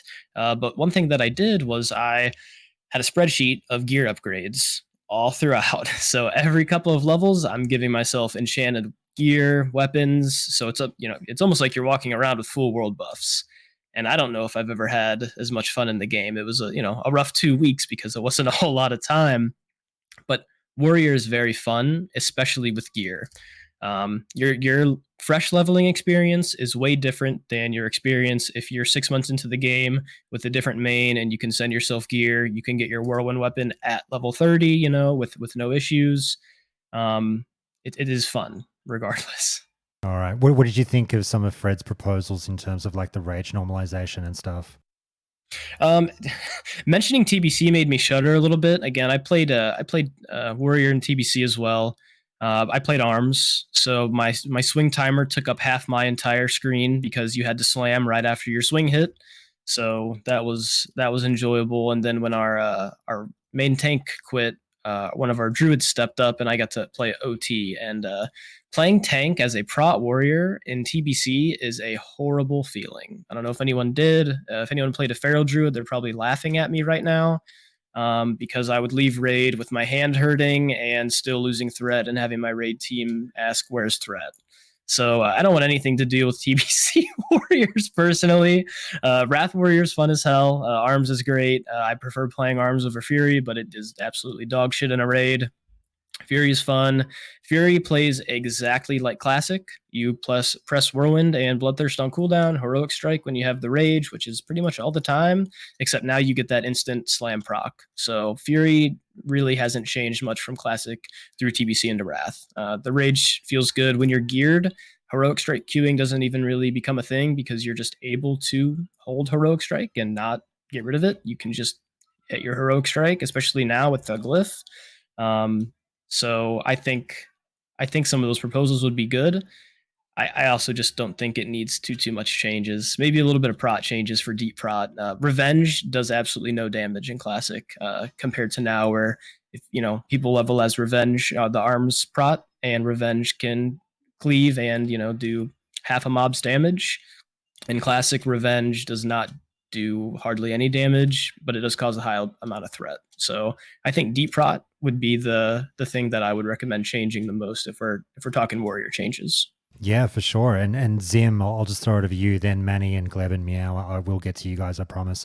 Having heard all that, Zim, I myself was only really looking at the prot tree as well as like maybe something that you could almost argue for tinkering with. Is there anything in there? Have you spent much time with Prot Warrior or anything in there that you think really needs a look at? Or again, are you kind of like, we're fine?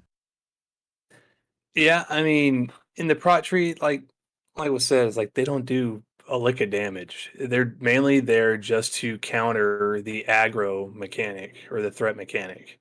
So if you want to if you want to alter warriors and try to, specifically tanking warriors, have them do a bit more damage. That would be about the only change I really see. Otherwise, they're just there to soak up the threat, and that's it. Because once you hit revenge, like once or twice in a mob, they're never coming off. Mm-hmm.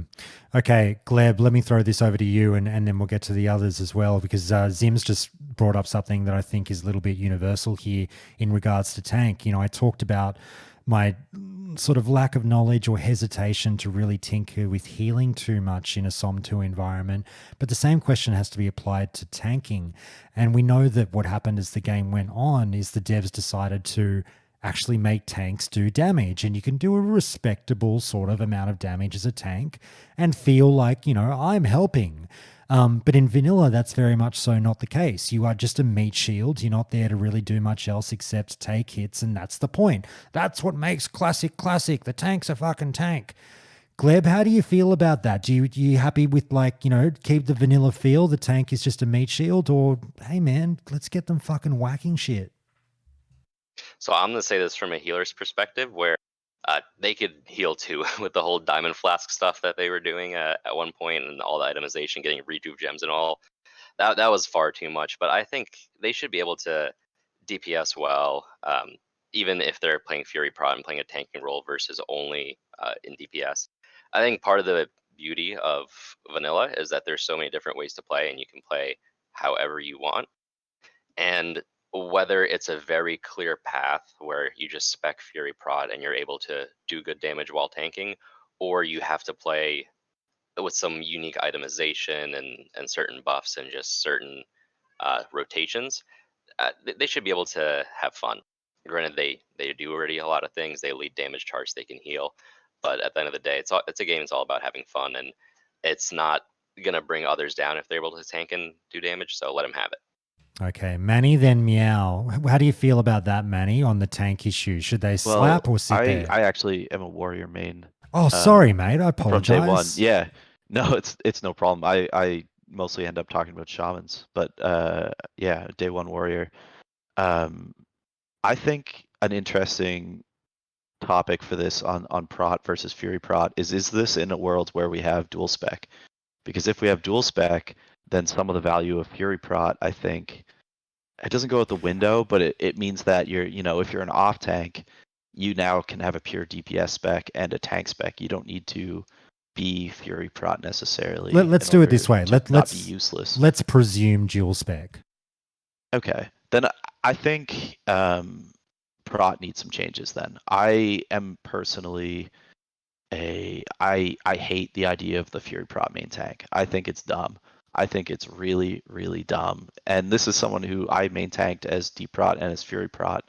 I think Shield Slam needs some scaling with defensive stats.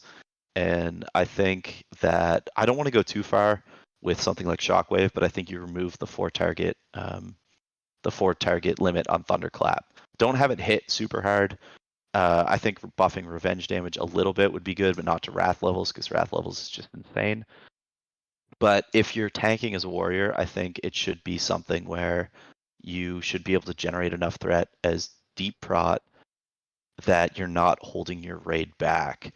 And you shouldn't have to be fully world buffed, hogging all the DPS gear, dual wielding, just to be able to deal enough threat for your, the rest of your DPS to keep up.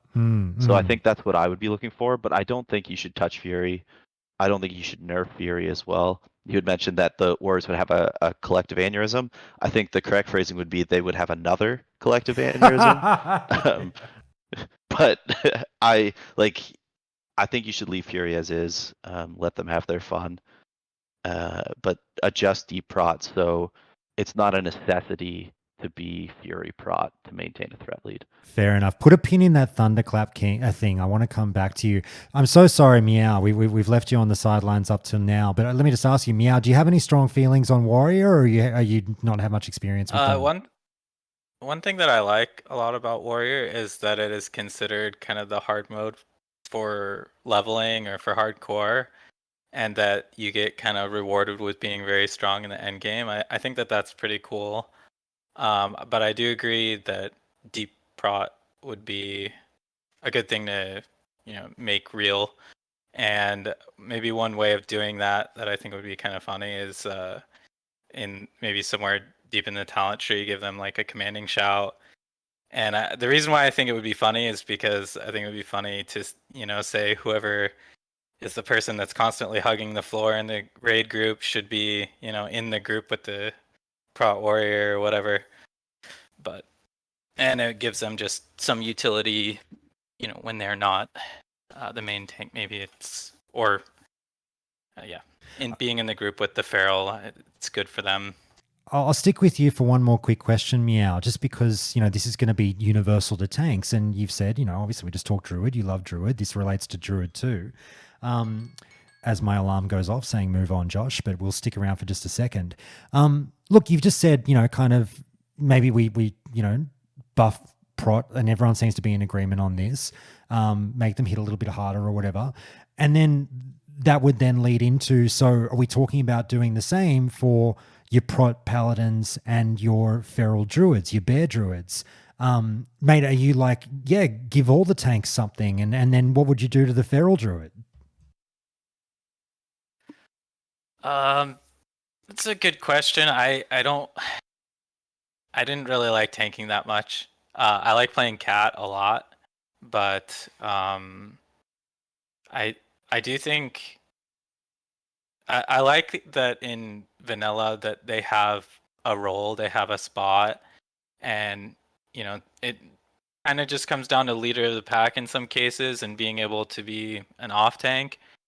But I don't think that they're in a terrible spot other than it's basically just 2 abilities. You just pretty much just maul and swipe. So maybe it's just buffing maul or something. Well, I think another skill to use, because a lot of times when you're tanking as Bear, you're just spamming maul and swipe at the same time, and that's just all you do. Yeah. Fair TBC enough. Druid tank feels really good. I think that's when Last Variant was added. Correct me if I'm wrong. Yeah.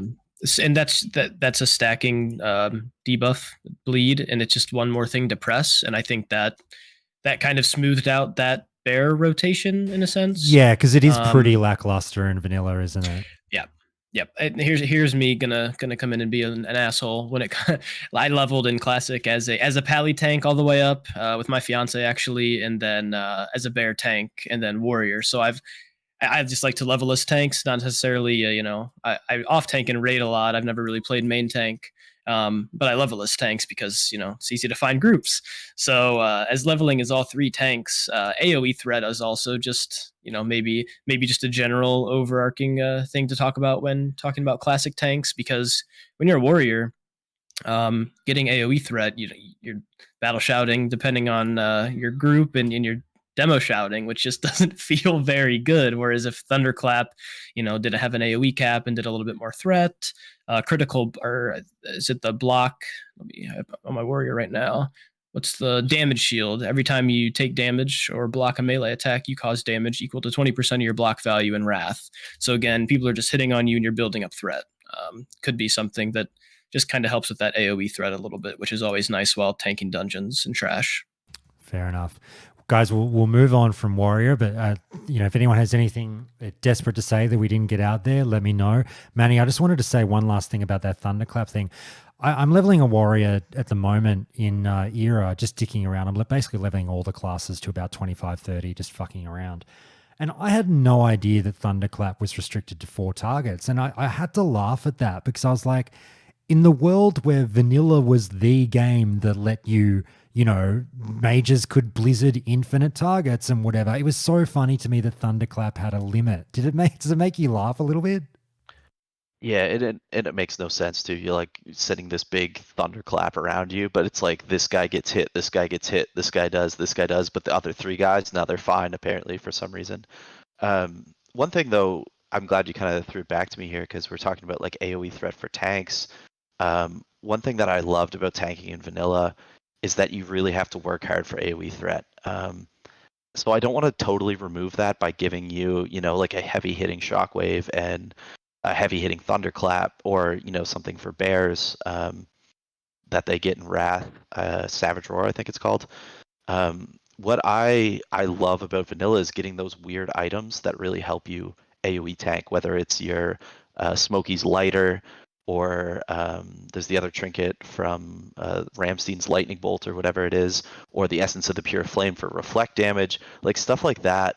Being able to AOE tank with niche items, I think, is something that is kind of at the core of vanilla and the core of classic. So I don't necessarily want to have that stuff completely removed or trivialized either. Okay. Anyone else on Warrior before we move on? Speak now or forever hold your silence. Are we good to go? All right, we're good to go. I'll have to pick up the pace, guys, because we're doing about half an hour per class, which is my fault. I'll have to quicken it up, or we'll never get you out of here.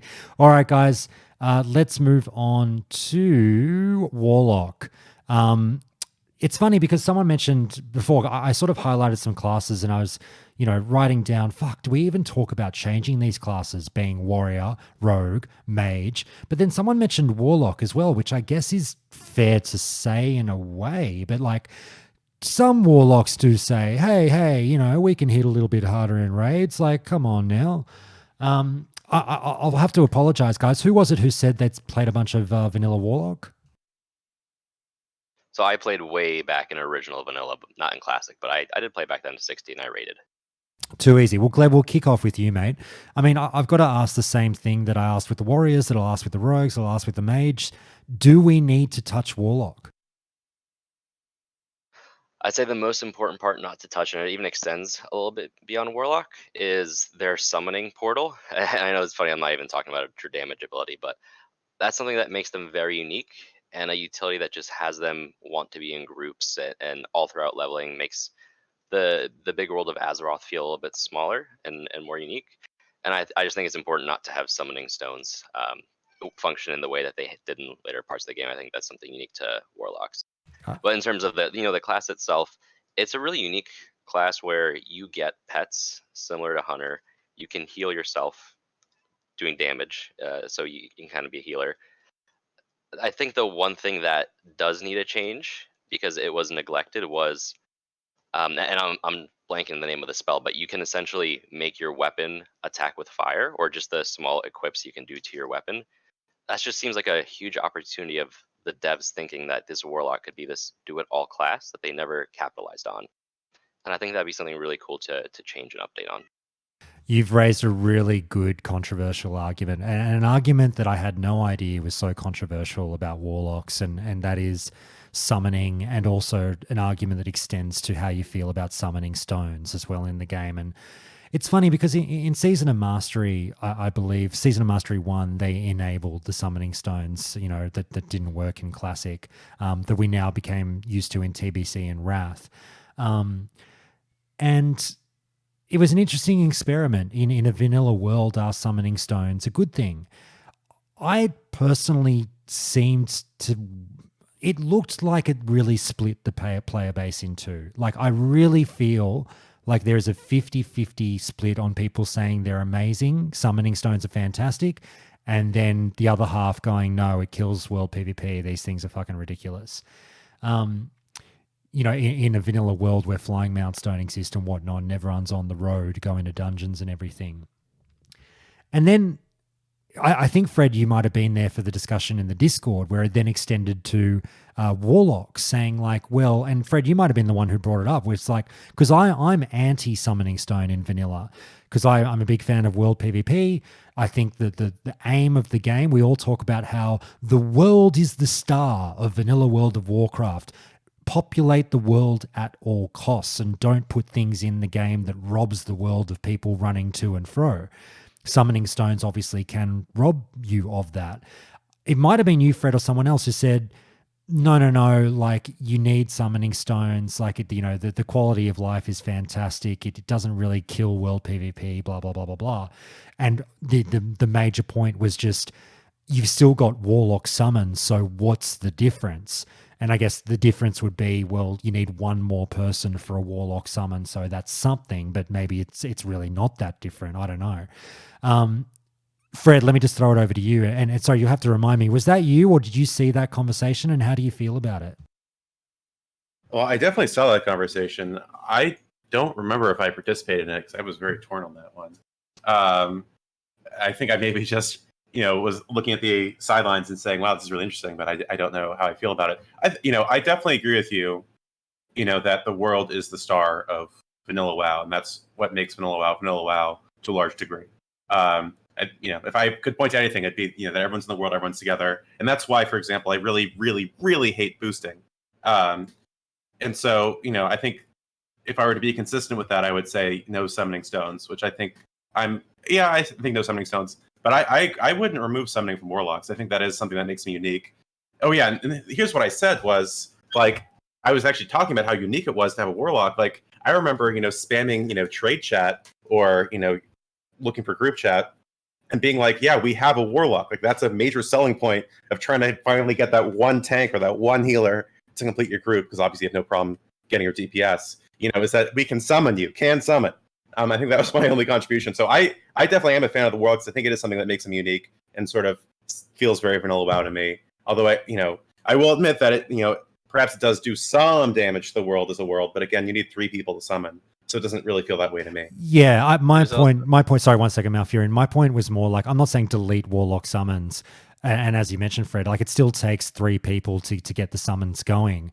My point was more, I fucking hate what it does to some of the player base, where it turns, the lazy people are always going to be the lazy people, the same fucking pricks that never move an inch to get to a dungeon, who are always like, oh yeah, just summon me. Anyway, that's another conversation. Well, as someone who did a ridiculous amount of Ubers runs in, original, but in on private servers, if you couldn't summon your key for Ubers, oh my God, I can't imagine that.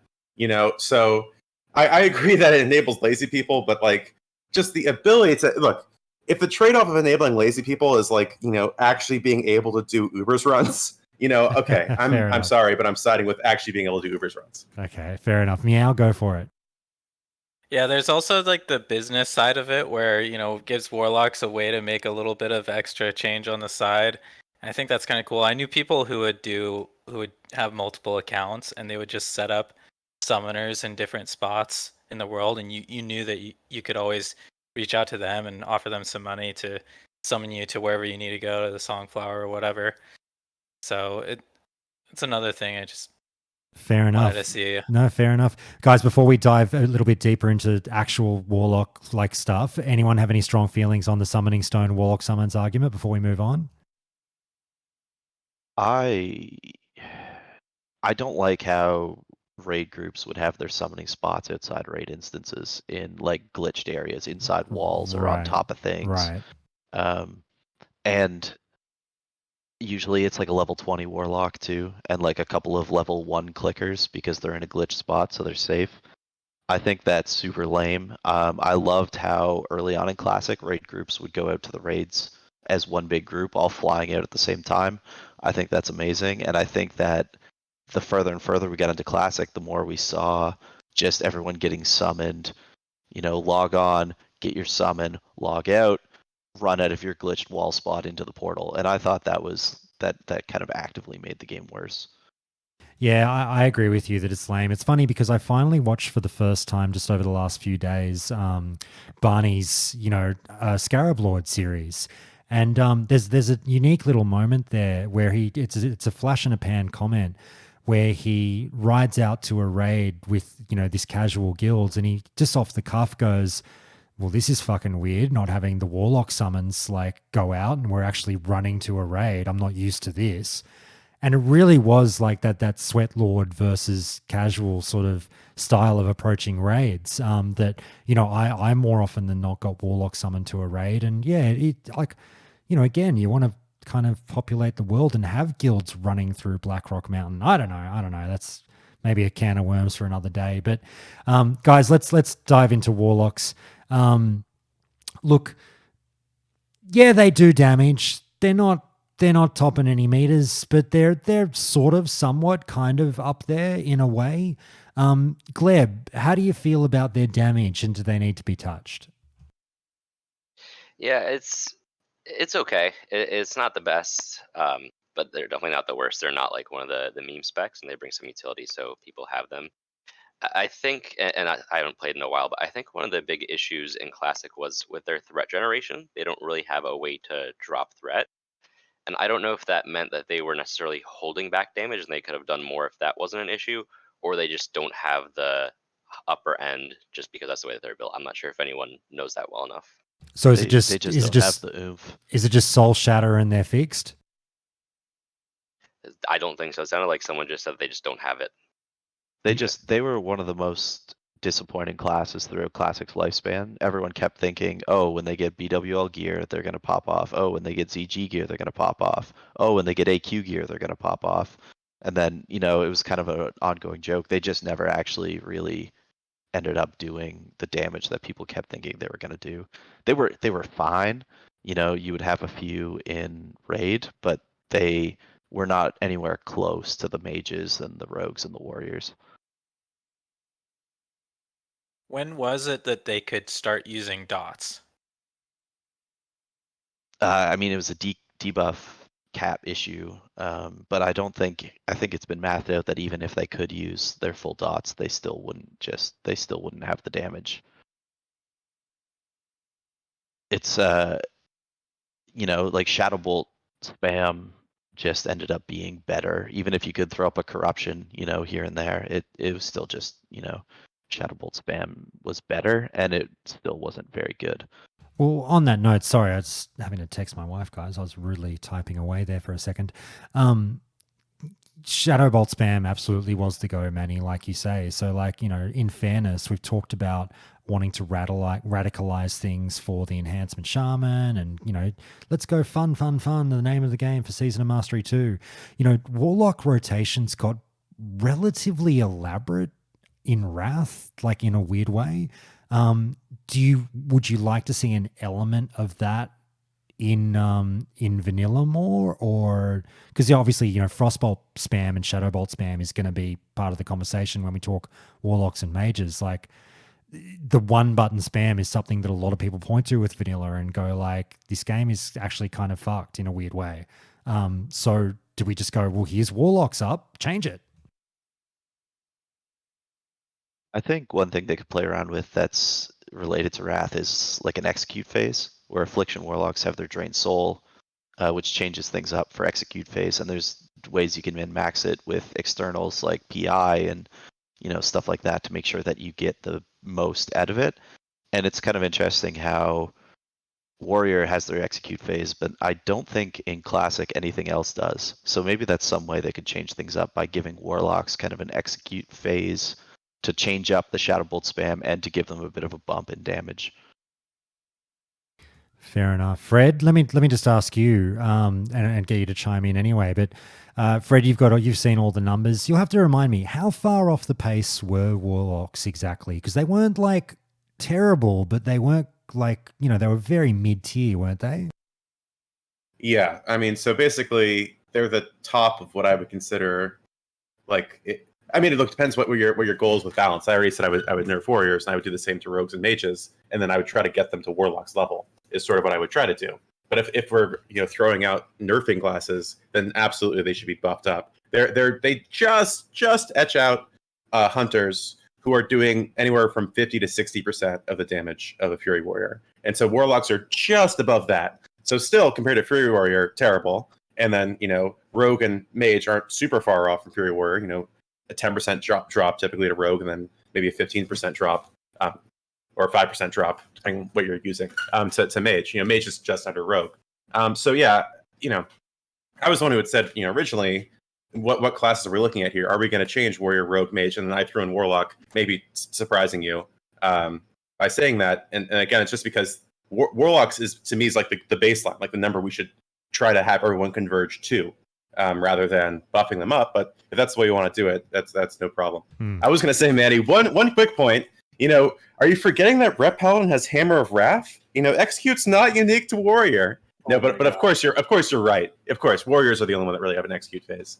That's why I unmuted. I didn't really want to weigh on Warlock. I was going to make that stupid joke is all. No, fair enough. Hey, Nogs, Fred, can you click that link that Nogs just sent through in Twitch chat? I'm not sure if you got the Twitch page open, or I can DM it to you. Let me know. Would you DM? Yeah, I'll DM it to you. That's okay. Nogs, let us know what is that you sent through, because I'm a bit unsure of what I'm looking at with the stats. I'll just DM this to Fred. That's Molten Core damage levels from phase 1 and phase 2. Combined. Okay. So that's a little bit surprising to me, because Fred, I'm not trying to call you out. Obviously, you've seen some stats too, but this show tells a little bit of a different story stats-wise to what you were just going through. So I was looking at Nax stats. Oh, Nax. Okay, fair enough. So this is Molten Core. Obviously, things change. I'm a little bit surprised to see the Frost Mage not that far above the Warlock, and the rogue above the warrior. I mean, again, I wasn't really paying attention to logs in Molten Core or anything, but yeah, that's an interesting one to see. Right, but that's also the 75th percentile. If you look at the 95th percentile, you see warrior is in fact beating rogue, and it's Oh yes, when you click that button. Okay, now I see. Yeah, now warriors on and top. Mage really only took off once they got certain gear levels with crit, and they swapped a fire.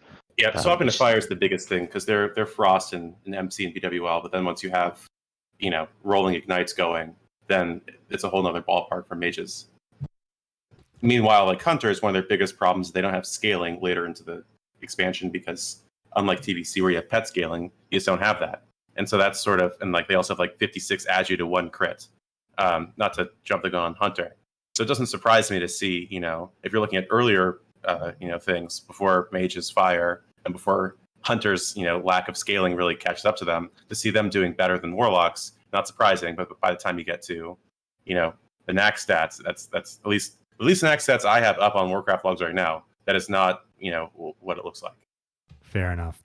Gally, Zim, Meow, let me throw it over to you guys as a group and just say, look, first in, best dressed. Does anyone have strong feelings about the warlocks in vanilla? Go ahead, Zim. No, I have no idea about Warlock, so it's all you, man. I don't have strong feelings. I just feel bad for them, knowing that you can drop the health stone thing now, compared to having to make them one by one and trade them. That's probably not a very fun thing for a warlock. But maybe classic warlock players love that. I don't know. Stacking soul shards? Stacking soul shards and then individually making health stones to trade. And then each soul stone is a summon, I believe. There's no closet, so that doesn't sound enjoyable to me. Here's but the maybe wildest. you guys like that. You know, you just raised a really good point, Gally, because quality of life. I think in Som 2 they will be thinking about quality of life. Here's the wildest fucking thing. It seems like such a small thing on the face of it, but it will make classic players' blood boil. How do you feel about transplanting mage tables and soul wells or whatever, for your lock rocks, into the vanilla worlds? Is it like, because a lot of people be like, that's not classic, and that's fine if that's how you feel. But I do wonder how far we go with I don't want to call it sane quality of life changes, but how do you guys feel in general? Talk amongst yourselves about that one. First in, best dressed. I think it'd be totally fine. I'm down with it. Throwing down a soul well or whatever, and putting down a mage table. I think it's a great quality of life, and it's no real skin off anybody's nose. It's just a little bit more appealing and easier for everybody. Now, guys, don't be shy if this is you. We're not going to make fun of you, but does it break vanilla for some of you? No. I mean, no, I think that's fine. I think it's a bit of a fine line to walk because you don't want to get too much into the super convenient stuff. It's a funny one. It makes you feel a little bit funny, doesn't it, Manny? It does a little bit. And I start thinking about stuff 5-minute paladin buffs and, raid wide buffs, Gift of the Wild Once, and everybody gets it kind of thing. Though that can open up a whole can of worms with things like a threat generation for paladins or, the flower weaving that druids do. But it is a bit of a funny one. I think if you limit it to maybe lock rocks and mage table, and maybe you do something where you put that behind a quest line, a pretty cool quest line similar to the Dreadsteed or to the Paladin mount, then you could have something there where you have to earn it. But yeah. It's funny, Fred, let me just throw it to you real quick because I do kind of, laugh a little bit tongue in cheek about this one because there are a lot of things that, quality of life changes that I'm not trying to be facetious and call them sane or making sense or whatnot. But on paper, there's a lot of things that came later in the game that you could point to and be like, oh yeah, that should probably be in a Season of Mastery too. That was a very smart change that saved a lot of people time.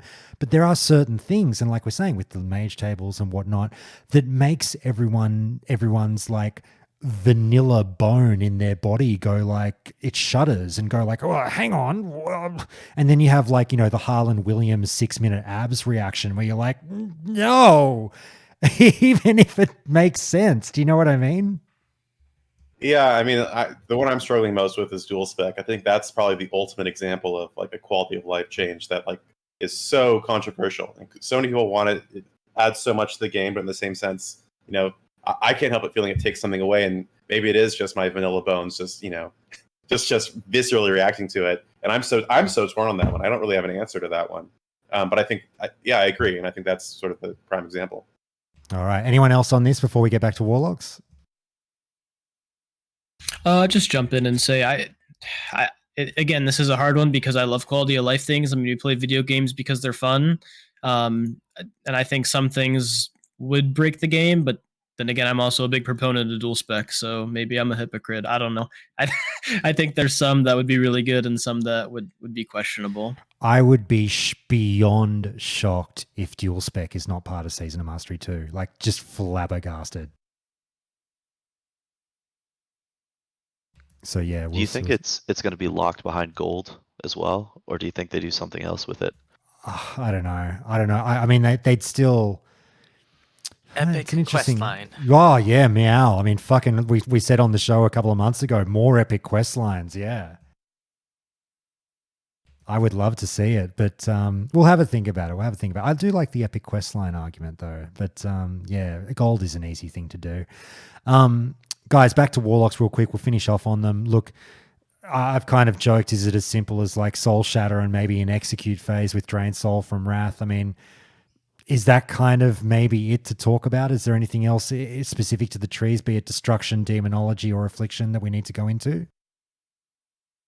I have something else I wanted to bring up. It's not part of the trees, but it's more so right now hardcore is the flavor of the month. People are playing hardcore. There's a lot of people thinking that SOM2 may either be a hardcore server or there may be a hardcore server released close to SOM or something like that.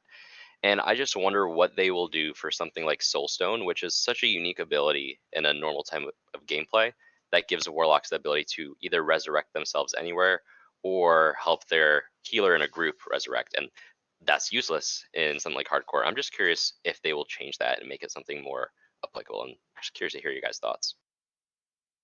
It's a good question. Obviously, what the hardcore community bans Soulstone use, right? Yep. Yeah. Yeah. I mean, it's just one of the many things that people are asking on an official server. How do you like hard code that out of the game? Like, you know, outside of just like, you know, deleting auction house NPCs if you don't want them using the auction house, you know, getting rid of the trade option or whatnot. But then, yeah, abilities come into it. And like, how do you just like, obviously there's a way if devs do it, but like just fucking something off out of the game. Like, hey, fucking Soulstones don't exist anymore. I'm a proponent of doing what it takes to keep the current hardcore rules, but that's just me.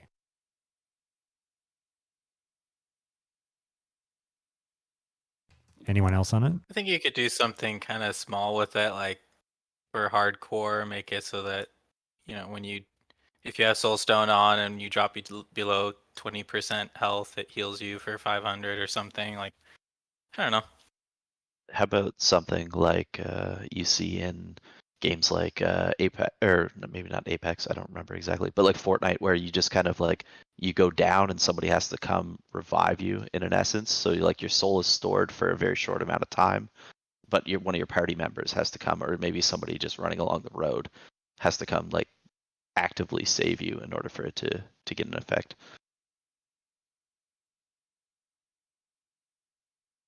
I think that's a very neat concept, but I still think it's like that's not really. I don't think that kind of plays into the hardcore essence of it. Because if you go down, like you're done. Like so I think it's just like hey, if you're gonna play hardcore, here's a list of abilities that that character you can't use. Like when I leveled my paladin, didn't even train resurrection because like I'm not resing nobody. Like you die, you're gone. Try again. It's just part of being hardcore. But that's just me. Fair enough. Fair enough. Guys, let's move on to paladins. Who's our resident paladin expert here? Or has played a bunch of paladin, I should say. Wouldn't say Gally? I'm an expert, but I've played one. That's all right. have- We'll throw you in. As soon as I played use the word prop. expert, people humbly back off. But yeah, all right, Gally, we'll start with you. Who else was that? Sorry? I've played Uh, a fair amount as well. Zim, yep. Yep. Gleb, was that you? Sorry? No, sorry, I- that was Manny. Manny. Yeah, I so played 1 to 60, but no rating or anything. too easy. So Gally, Zim, and Manny are our main people here as stars. All right. Look, guys, just to refer back to Turtle WoW, they made a fair few changes with Paladin that were reasonably well heralded.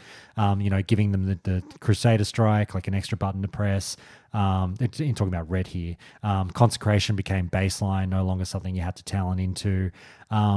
Ret, we all know Ret, the story with them in vanilla. How much heavy lifting would you have to do for the paladin here?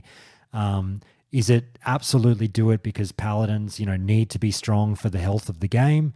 Or is it like if you get the paladins too strong again, because everyone for some inexplicable fucking reason is magnetically drawn to paladins, then you get too much of the player base playing them? What do you do here? Zim, I'll start with you, mate. Honestly, I think the first thing you said is like consecration, like make a streamline. Like that's iconic for paladins. Every time you see that go out in game, you're like, up there, yeah, that's a fucking paladin. So I think that should be number one. Especially, I played primarily a prop paladin, so that was huge, regardless. And Going off the other one, I can't remember back in Classic because I started playing Paladin in TBC. Whether or not it was still based on, like, if you're a prop Paladin, it was still based off just your attack power versus spell power.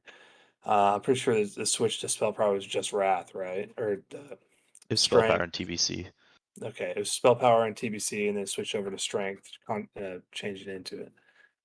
But yeah, I think making it that switch earlier, like, put that into Classic, and I think you have a very, very strong competitive tank that can go up against prop warriors, which, I think would make it a very different story for Classic. But it's a huge overhaul, and I know there's going to be a lot of people that probably have issues with it.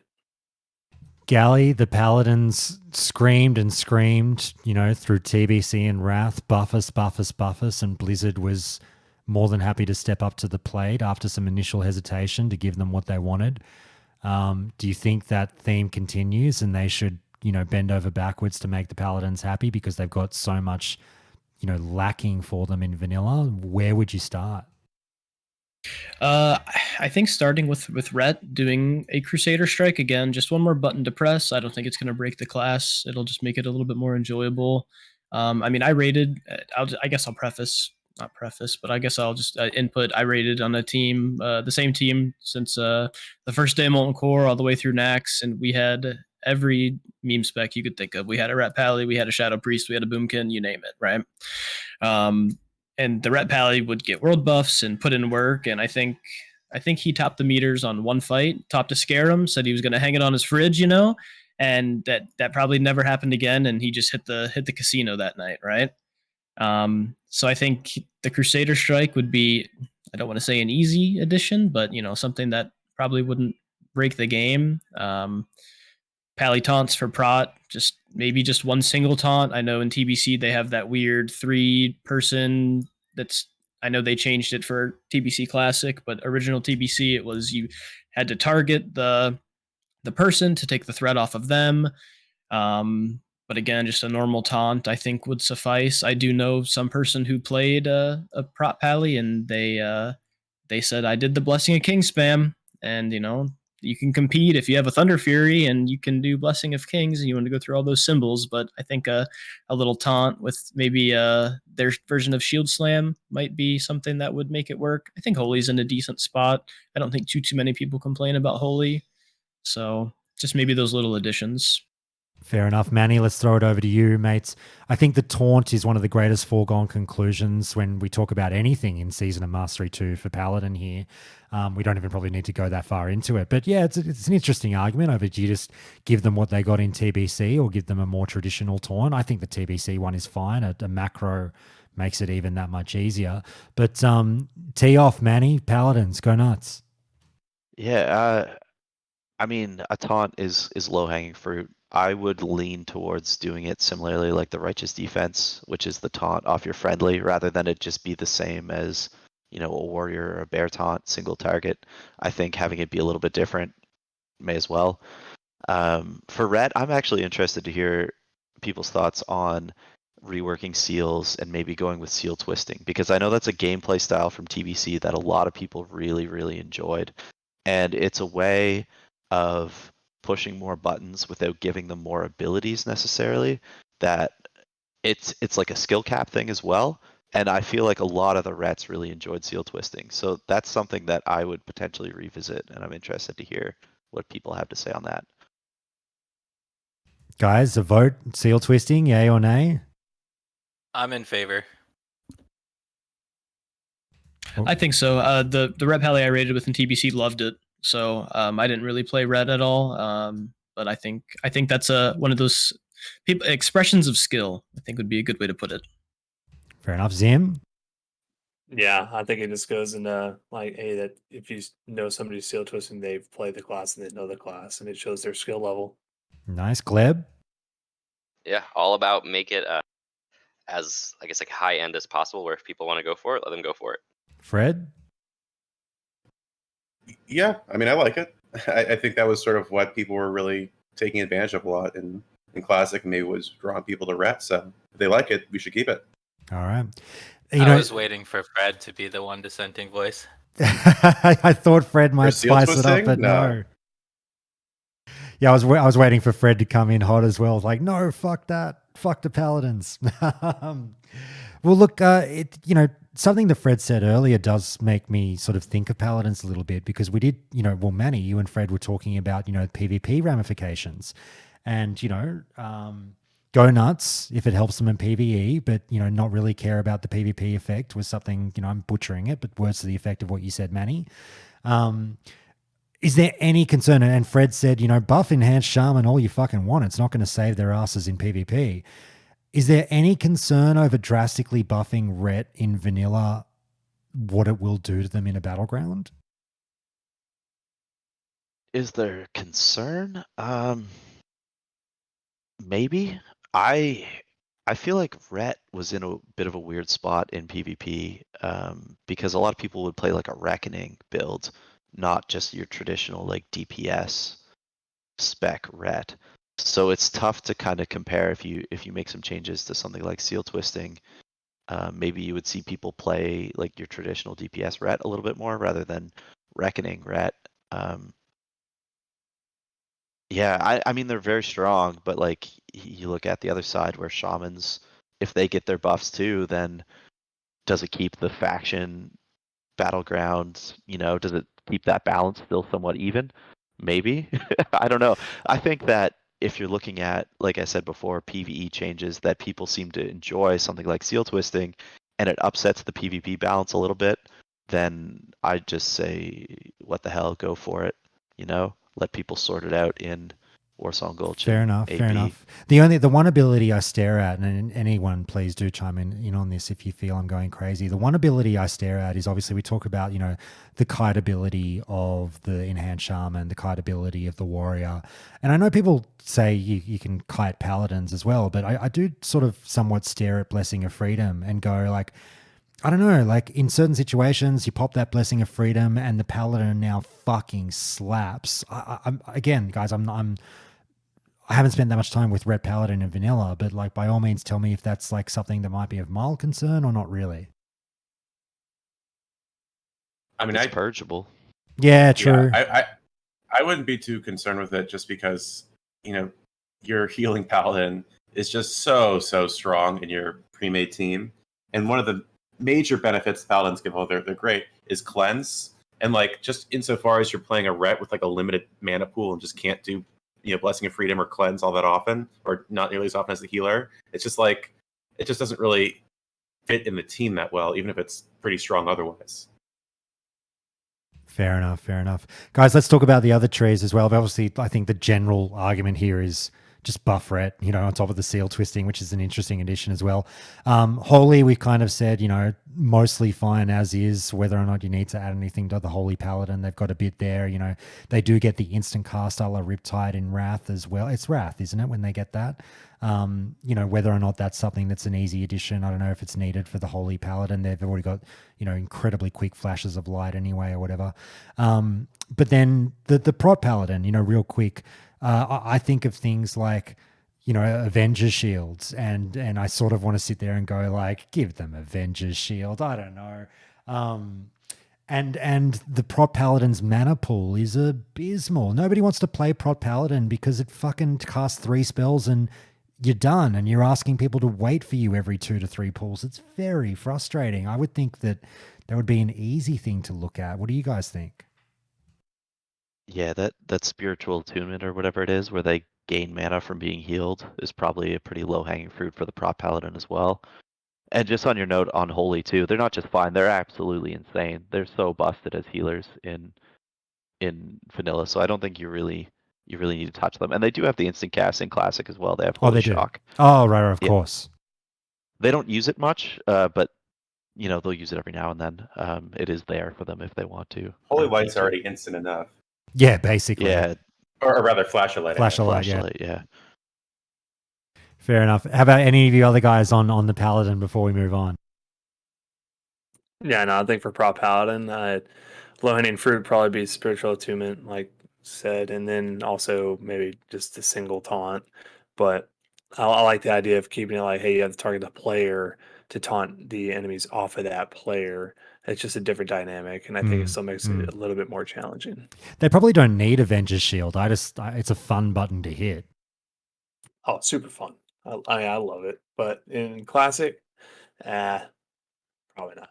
Yeah, I think in Classic, it's interesting where they can build around reflect damage and consecrate as like true AoE, and I find that to be like a little bit different than their cleave that they have in Wrath with stuff like Avengers Shield and Hammer of the Righteous and Seal of Command. So it would keep things a little bit different, I think. Okie dokie. Guys, let's move on to let's do Priest. Anyone here spent much time with Priest? Yell out. No? Okay, that's all right. I can speak a little bit on the Priest, I think. But I'll ask all of you a couple of questions. I mean, I think Priest might be a quick one anyway. I don't have a lot of major dramas with Priest in vanilla. The only thing, again, when we talk about like some of the easiest things to answer when we're talking about what do we do with Season of Mastery 2? Number one, everyone says Paladin Taunt. Close to number 2 or number 3 is give Shadow Priest a mana pool. Some people do make the argument again when it's tough doing this whole PvP thing where they go like, oh, but what about the PvP ramifications? We've already kind of given our answer to that. But, you know, I personally don't have a drama with giving already very strong PvP classes like, you know, your Elemental Shaman or your Shadow Priest a larger mana pool. Oh, what? They can slap a little bit longer? I'm okay with that. I don't give a fuck. But getting a Shadow Priest to raid would be really cool. Whether or not you go the extra step and say like, hey, that mana replenishment from TBC was pretty cool. Maybe that's the way we make their mana pool bigger in vanilla. I personally think that's a great call. Like I really, really enjoyed casting the spells that you cast to look after your own replenishment. It just added a bit more fun to the Shadow Priest. And you were always, you know, very well wanted if you went as far as taking it party wide. That I don't know if you'd necessarily go that far as opposed to just restricting it to like individual mana replenishment. That's an interesting one to ask you guys. Do you feel like if we do help out the Shadow Priest and say, look, you definitely need some more mana, do you make it for them only or do you go TBC group wide? Yeah, I was just thinking about that. So with the mana replenishment, if you make it, group wide or raid wide, then you would have to effectively change like every other class that has similar requirements. Like a shaman's totems were only meant for the group, so you would have 6 shamans in your raid group or whatever. So I love the idea of having the mana replenishment side of the house, but I think that would create a cascade of changes throughout a majority of classes. I agree. I've got no drama with just sticking it to the Shadow Priest. Well, wouldn't you go the Shadow Fiend route then, rather than a replenishment? True. Since the Shadow Fiend is the personal one, and it allows for some min-max gameplay where you can, not as optimize. fun though. Not as fun hitting the Shadow Fiend. I don't know. Maybe that's just me. Okay, I mean, like the replenishment is just a passive, is it not? I guess, but you get that extra spell to cast, don't you? Isn't it a new it's a new spell in TBC that you cast whatever it's fucking called, I forget. Vampiric Embrace, is that it? Yeah. So you had Vampiric Touch in vanilla, then you get Vampiric Embrace in TBC, right? So it's just it's an extra spell to hit, which I always thought was a bit of fun. But then I guess, the Shadow Fiend is an extra spell too, so it's the argument is same but different. Yeah. Sorry, Manny, I didn't mean to cut you off. Keep going, mate. No, that's fine. I just like the idea of those individual mana, returns. It's nice to have them have some min-max gameplay where whether it's Shamanistic Rage or it's Shadow Fiend, there's a way where you can optimize it to get the most out of it, so you can differentiate yourself from somebody who maybe is just kind of hitting at random. So that's kind of where I like something like that versus just either a passive or, a debuff that you keep up or something like that. Fair enough. Meow, How about you, mate? Do you think only the priest should get the mana regen? I think it should be group wide. I like that there's quite a bit of considerations in Classic to how to organize the groups, and they should be in the Moon can group with me is what I'd vote. Fair enough. Fair enough. Very good. How about you other guys? Anyone have strong feelings on this one or not particularly fast? Not particularly How fast? do you? Oh, sorry. No, you're right. You go. I was gonna say, how do you feel about giving Shadow Priest Mindseer to give them some AOE capabilities in Vanilla or in Classic? Ooh, do they need it? Do they need AoE? I don't know. Because, like, I mean, obviously that became a thing later on that so many classes now had AoE kind of open up to them. I don't know. I'm not opposed to it. I'm just wondering. So it's a suggestion I've never heard come up. So kudos to you for throwing it out there. It's an interesting one. I mean, because we're trying to buff their DPS, aren't we, in a raid? So maybe that's the way you do it. yeah, though it is a good point about how you don't necessarily want to homogenize the class where everyone has this and everyone has that. I think that's a valid point as well. I do like, there is something I like about, like, you know, you call on your certain classes for, like, hey, it's AoE time, mages, it's your time to shine, as opposed to Wrath, almost everyone can AoE, definitely. Let me say this about, what else about the Shadow Priest? Sorry, not so much the Shadow Priest, the Discipline Priest. I want to ask this one. He's a what? We won't talk about Priest too long, but you know, Holy is fine as far as I know. I can't think of any reason to change much with the Holy Priest unless you guys disagree. Please do shout out. But with the Discipline Priest, one question does repeatedly come up, which is, this is again a controversial one, but like, we had Kevin Jordan on the show, obviously, before Classic came out, and he talked about a bunch of stuff with us and was, you know, shed a lot of light on the devs' thoughts prior to release. And one of them, I think, was, you know, saying that the Discipline Priest was at one point maybe plans to be the tank in vanilla even. I think Kevin said that. And, you know, people have called out, like, do we get wild and make, like, Discipline Priests able to tank shit? Like, I'm not calling for that. I just think it's an interesting discussion more about, like, do we have enough tanks in vanilla? Because I'm like, the easiest one is I think Shamans should be slightly tankier. You know, then you've really got Horde and Alliance have that tank there, along with Warriors and Druids, and everything's kind of balanced. But, you know, it's an interesting conversation to extrapolate to the Discipline Priests. People probably will be rolling their eyes a little bit, but, like, would you touch anything with Discipline Priest, guys? I just definitely wouldn't make them a tank. Yeah, it's a wild one. Yeah. But, like, seriously, the only reason I asked him is people do bring it up. So yeah, I mean, if people are like, no, that's weird, I totally get it. Go Meow. I would roll with an idea to make them tank a little bit. I would say that I like when there's kind of some encounter specific way that you could work that in. So if Discipline Priest can show up and do the whole raid as Discipline and heal just fine, but there are fights where, like, say it's a caster, like, they're really good at tanking casters because they have some way of mitigating that, you know, spell damage better than everybody else. I like that idea. Right, like a I spot also like tank. that idea for, like, Moonkin tanking, like, a ranged physical dealer with, like, a bow or something. Situational tanks, right. Yeah. Fred, let me throw it over to you, mate, and maybe forget a little bit about the Discipline tank sort of outrageous stuff, but just generally, do you think vanilla has enough tanking options? I mean, when I say something like, you know, the Shaman was clearly intended to be a little bit tanky, but didn't quite get there. Do you think it's outrageous to suggest the Shaman should be a little bit tankier, or no, the game is fine with the options we have? Well, are we talking about vanilla as is? Because I think Warrior is so dominant. I would prefer if Paladin and Druid were better tanks, you know, compared to Warrior. Yeah, let's talk about, like, vanilla as is. Do you think it's okay with you basically just having Warrior as S tier and everything else as, like, C+ tier? Yeah, no, I mean, I'm fine with Warriors being, you know, clearly the best tank. It's not really a huge deal, but I would like if, you know, Paladins were a legitimate tank. I kind of don't view them as such. And I think Feral Druids are a legitimate tank, but if they were better, I would like that. So I like those two. Shaman tanking and priest tanking, I think, might be a bridge too far for me. But I'm not going to start a riot if they end up becoming good. It's not something I would do personally. Yeah, so I mean, like I said, sorry, go jump in, whoever that was.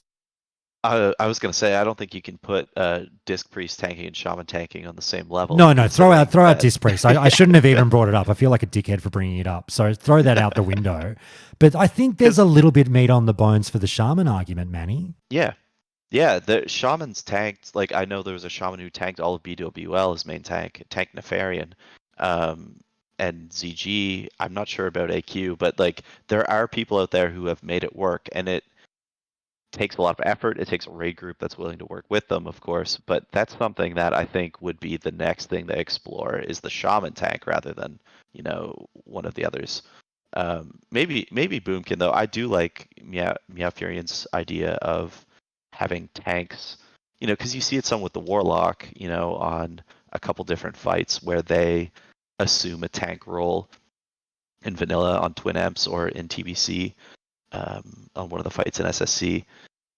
So I think there's some room to play around with that with different encounters, which would be really interesting. For sure. Sorry, yeah, the only reason I bring up the discipline thing was I'm just like racking my brain trying to think of talking points for priests because I don't think much needs to be done. And maybe the priests out there are listening to this and rioting, but I just like my points literally were mana for Shadow Priest. That's it. Like we can move on because I don't know if there's much more to say. But yeah, guys, if there's anything more to say about Priest, let me know. But otherwise, I'm going to move on and we'll go to Hunter next.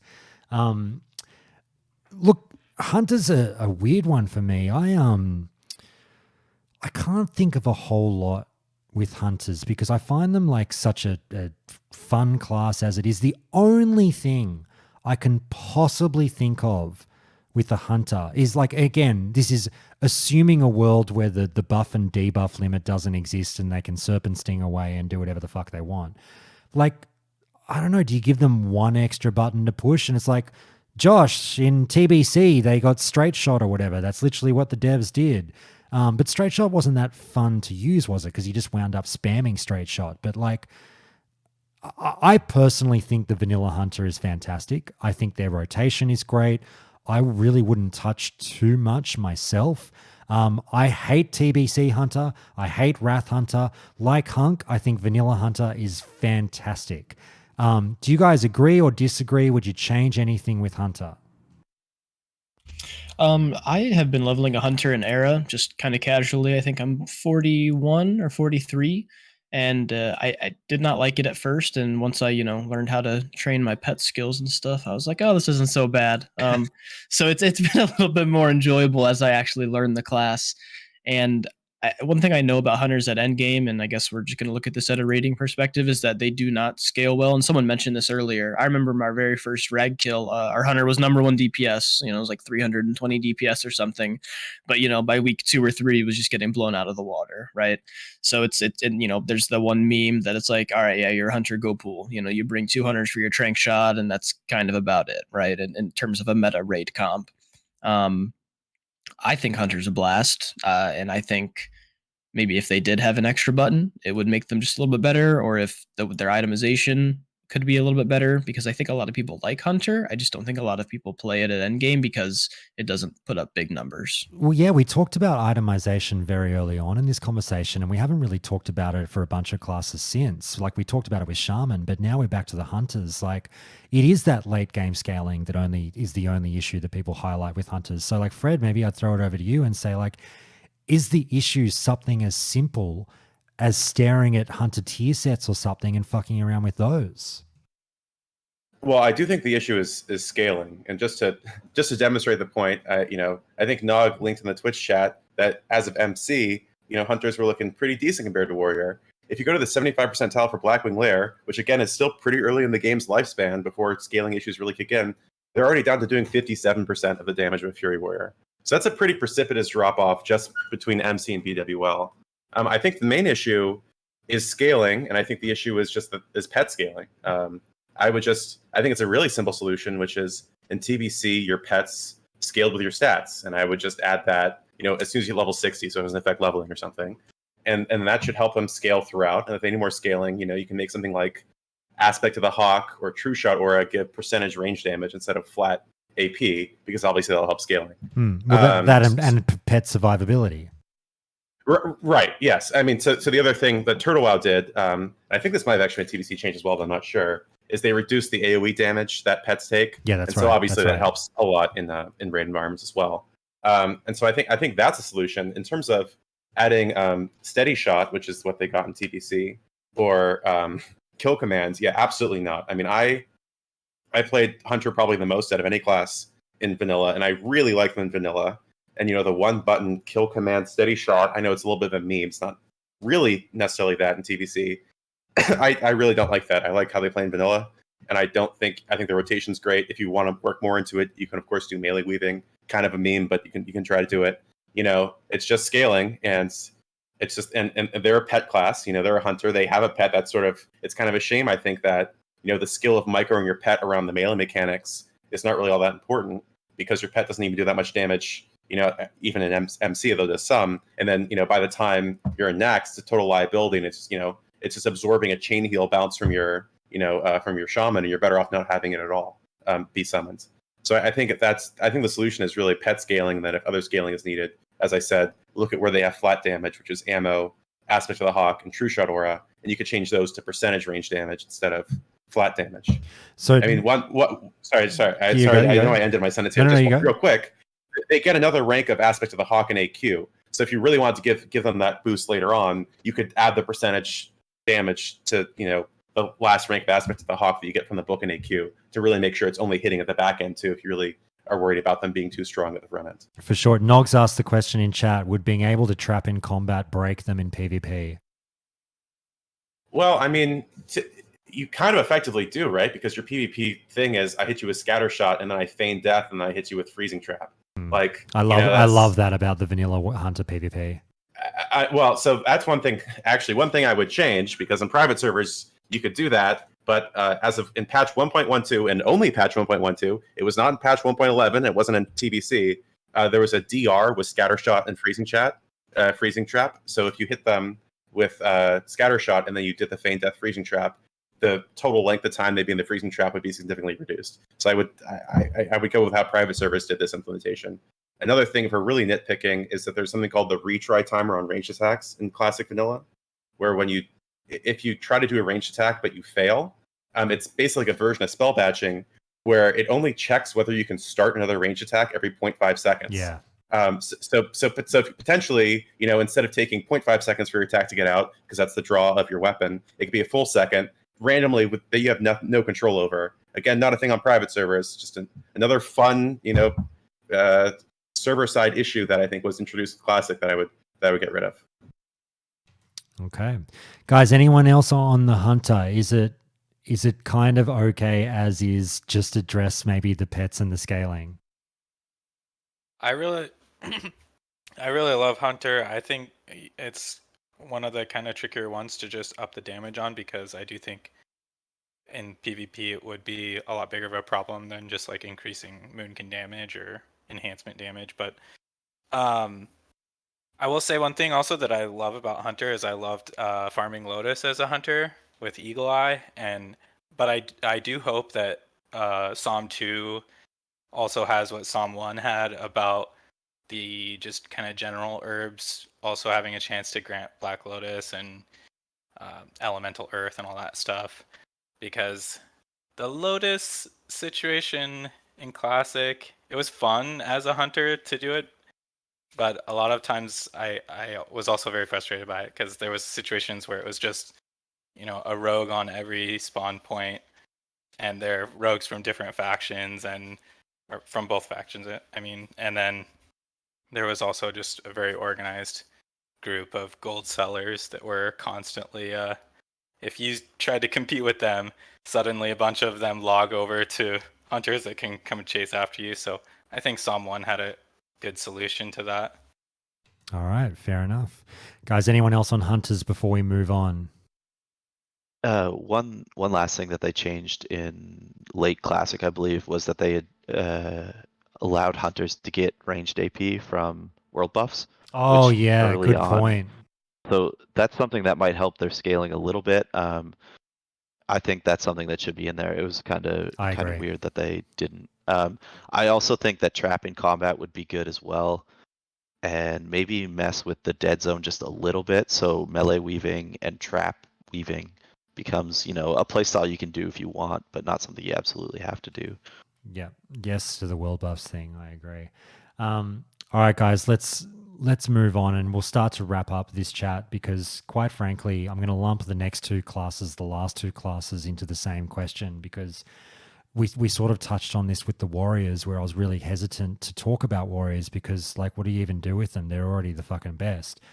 Mages and rogues and fuck you was having a fucking heart attack before begging me not to even bring up these classes because they do not need to be touched. They're like, don't even discuss it. He's saying, Josh, don't even fucking let the devs have access to any kind of thought about touching these two classes. They're broken as is. And I agree. Let me ask the very simple question to the crowd here, guys. Mage and rogue, seriously, do you touch fucking anything? Because I really lean towards saying no. I would say yes for mages, and they already took some steps in SOM1. But anything to stop boosting, I just Oh, think I it's agree. such Sorry, a yeah, get rid of buzzkill. boosting. Yeah, absolutely, absolutely. But that's more changing the mobs. I mean, well, I guess yeah, changing the way they did it in Psalm 1. You know, change the way that you Right. blizzard or Yeah, it whatever depends. You interacts could with do the it through the mobs. class itself or through the mobs, but just making Yeah. sure it's addressed somehow. Oh no, 100% agree. I fucking hate that I log into Era and I played a shitload of Era over the last month, guys. I hate that I log onto Era and it's all the boosting advertisements now. And it's just the last thing that fucking classic players want to see, in my opinion. I really think we're far beyond. Now that we've finished Classic, we've done TBC, we've done Wrath, I just want to think that most players now, if they're being honest with themselves, can say that boosting is shit. Well, okay. I do hate that boosting is a thing, but I would say one of the things that I loved about Mage was it was a lot of fun to try to figure out the mega polls.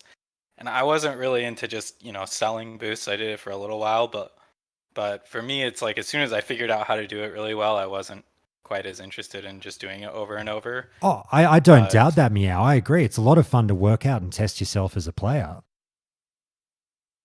I mean, you can address both, which is the way private servers did it. If you were in a group with someone who was high level, way higher level, you wouldn't get any experience, right? I think the way some addressed it was they made it so that mages actually couldn't kill the mobs. But you can make it like, no, you can be in my instances, I kill all the mobs, figure out the Super Bowl, do it, but you don't get any experience from it, and boosting skilled that way Didn't too. I think Som did believe they both? did both. Yeah. Oh, okay. Well, there you go. Yeah, Yeah. they did Yeah, both. there would have to be some small adjustments with something like ZG boosts, or I know you could do like Duo Mage BRD boosts and Skolo boosts and stuff like that, where the level discrepancy wouldn't necessarily come in.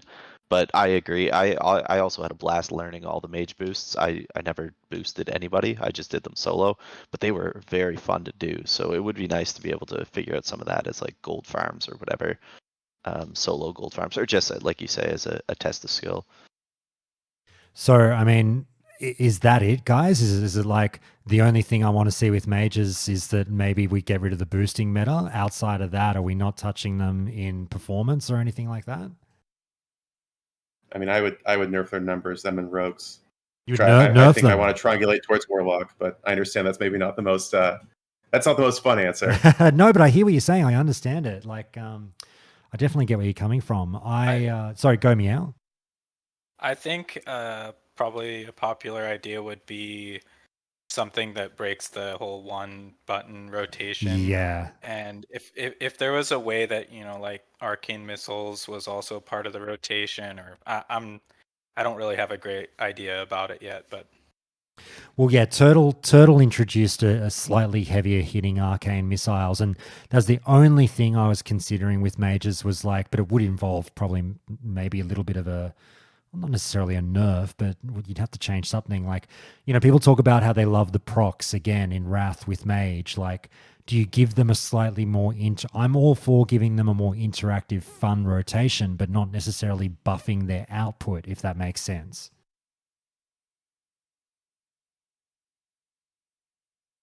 Do you guys think that the old Frostbolt spam should be changed? I guess we said it the same with Shadow Bolt spam. Like, it's just make the game more fun. Zim? Yeah, I mean, I don't know if there's a whole lot to do. I mean, I would like to make Arcane an actual viable spec to Yeah, play yeah. in Classic, That's a good but point. Yeah. right now it's just a dead spec. That's really all it is. I mean, It's so dead. I completely forgot about it, Zim. That's how dead it is. Fuck, that would be the change you would make to mages, wouldn't it be? Like, buff up Arcane so that if people want to raid as an Arcane mage, they can. yeah, that way you're not like bouncing in between only frost and fire between the different phases. I mean, it's something. It's not a lot, but it's something. Yeah, yeah. Guys, think sorry, go if meow.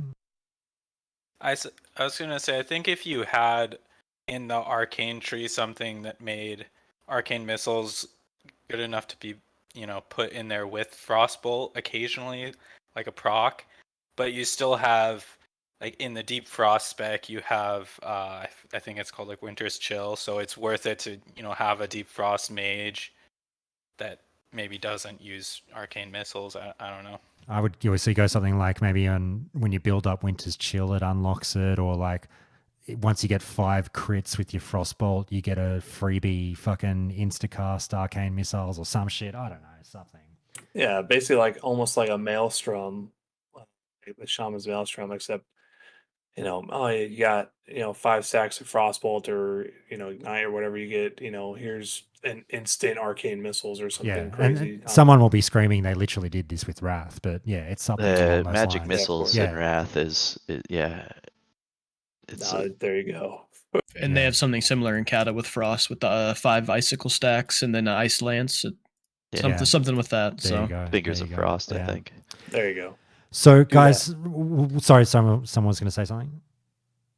Nope. Okay, rogues.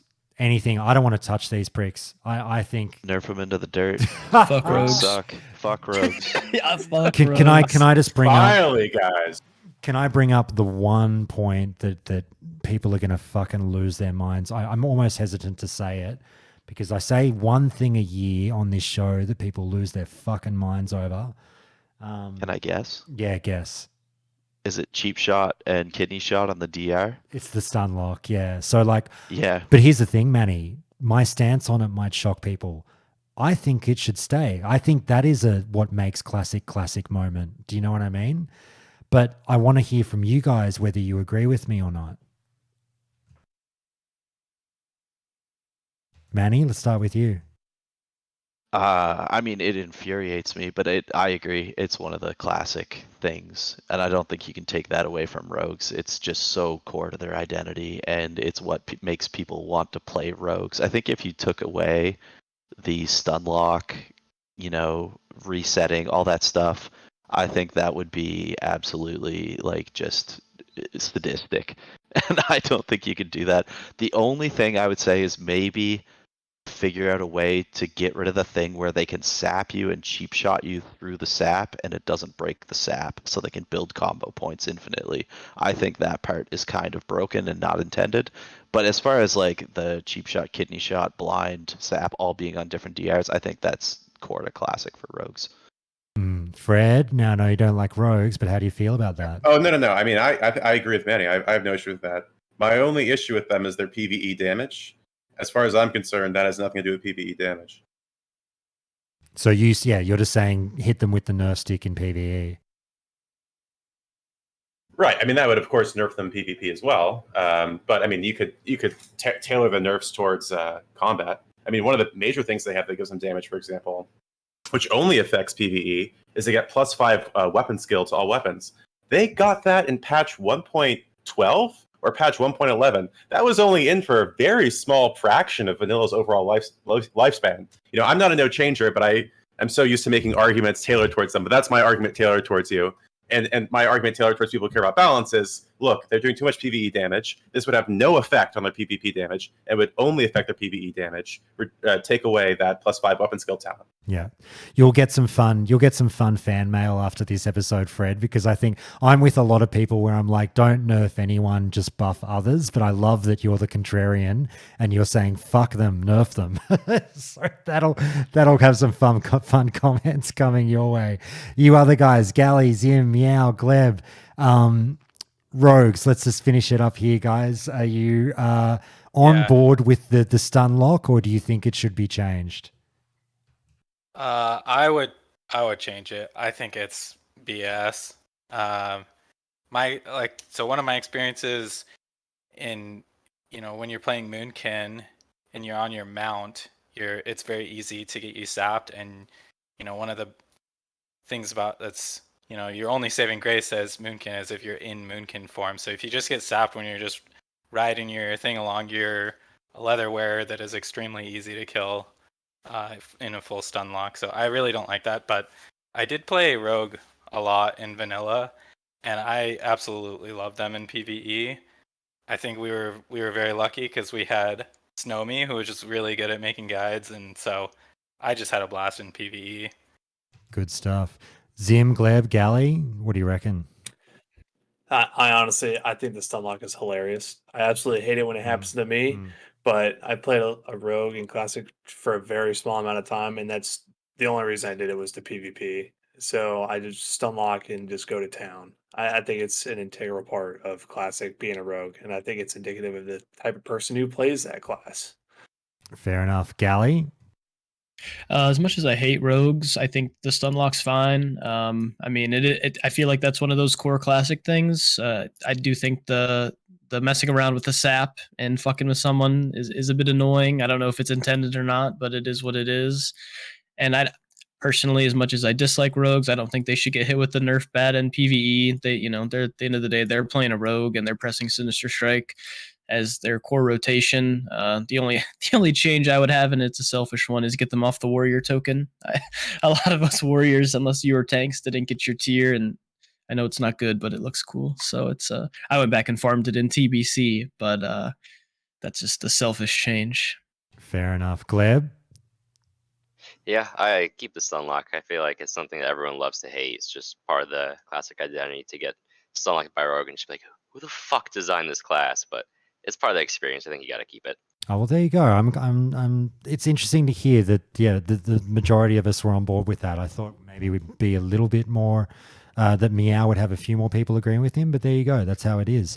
Look, guys, interesting point about the tokens and the tier itemization and everything. I think it'd be pretty fair to say that most people just say that vanilla needs to have, the Wrath or the TBC system or whatever of raid drops with the tier gear and put everyone on the token or whatnot. But we'll see what they do, guys. I don't want to keep you up any longer. It's very late. We've done all the classes. I know I ripped through Mage and Rogue, and it seemed a bit weird to go through them so quickly. But I really didn't think that they warranted an elongated conversation because they're so fucking strong as is. By all means, we can expand on this another time. But guys, you've all been fantastic. Thank you so much for being here. I'll say our quick goodbyes. Please, guys, shout out anyone you want to shout out in your goodbyes. Manny, mate, thank you so much. No, it was great. Nothing to shout out, but yeah, nerf rogues, I guess. Yeah. Too easy, Fred. Thanks so much for having me. Really, it's always so fun to talk here. No, mate, you're a fucking superstar. I love you. Gleb? I want to shout out you, the hardcore community, everyone who just keeps people coming back to Classic. Beautiful. Galley?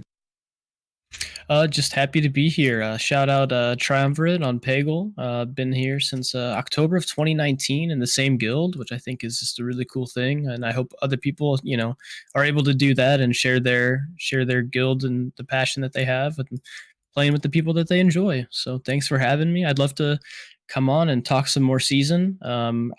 This is just a personal thing that I want to throw in is calling it Psalm 2. I think the season of mastery itself was the mastery of the raid. And I don't know if they're going to call it Psalm again. I think it'll be a season of X. It'll be sod, 100%. It'll be sod off. Season of discovery. Season of I've said season of discovery, season of speed. I got a couple, that season of speed is some more season 2 for sure. Season of speed is an interesting point as well that's been thrown out there. So yeah, we'll see what they do. Zim, mate, thank you so much. Yeah, no, thanks for having me. Only shout out I got the second job, but just happy to be here.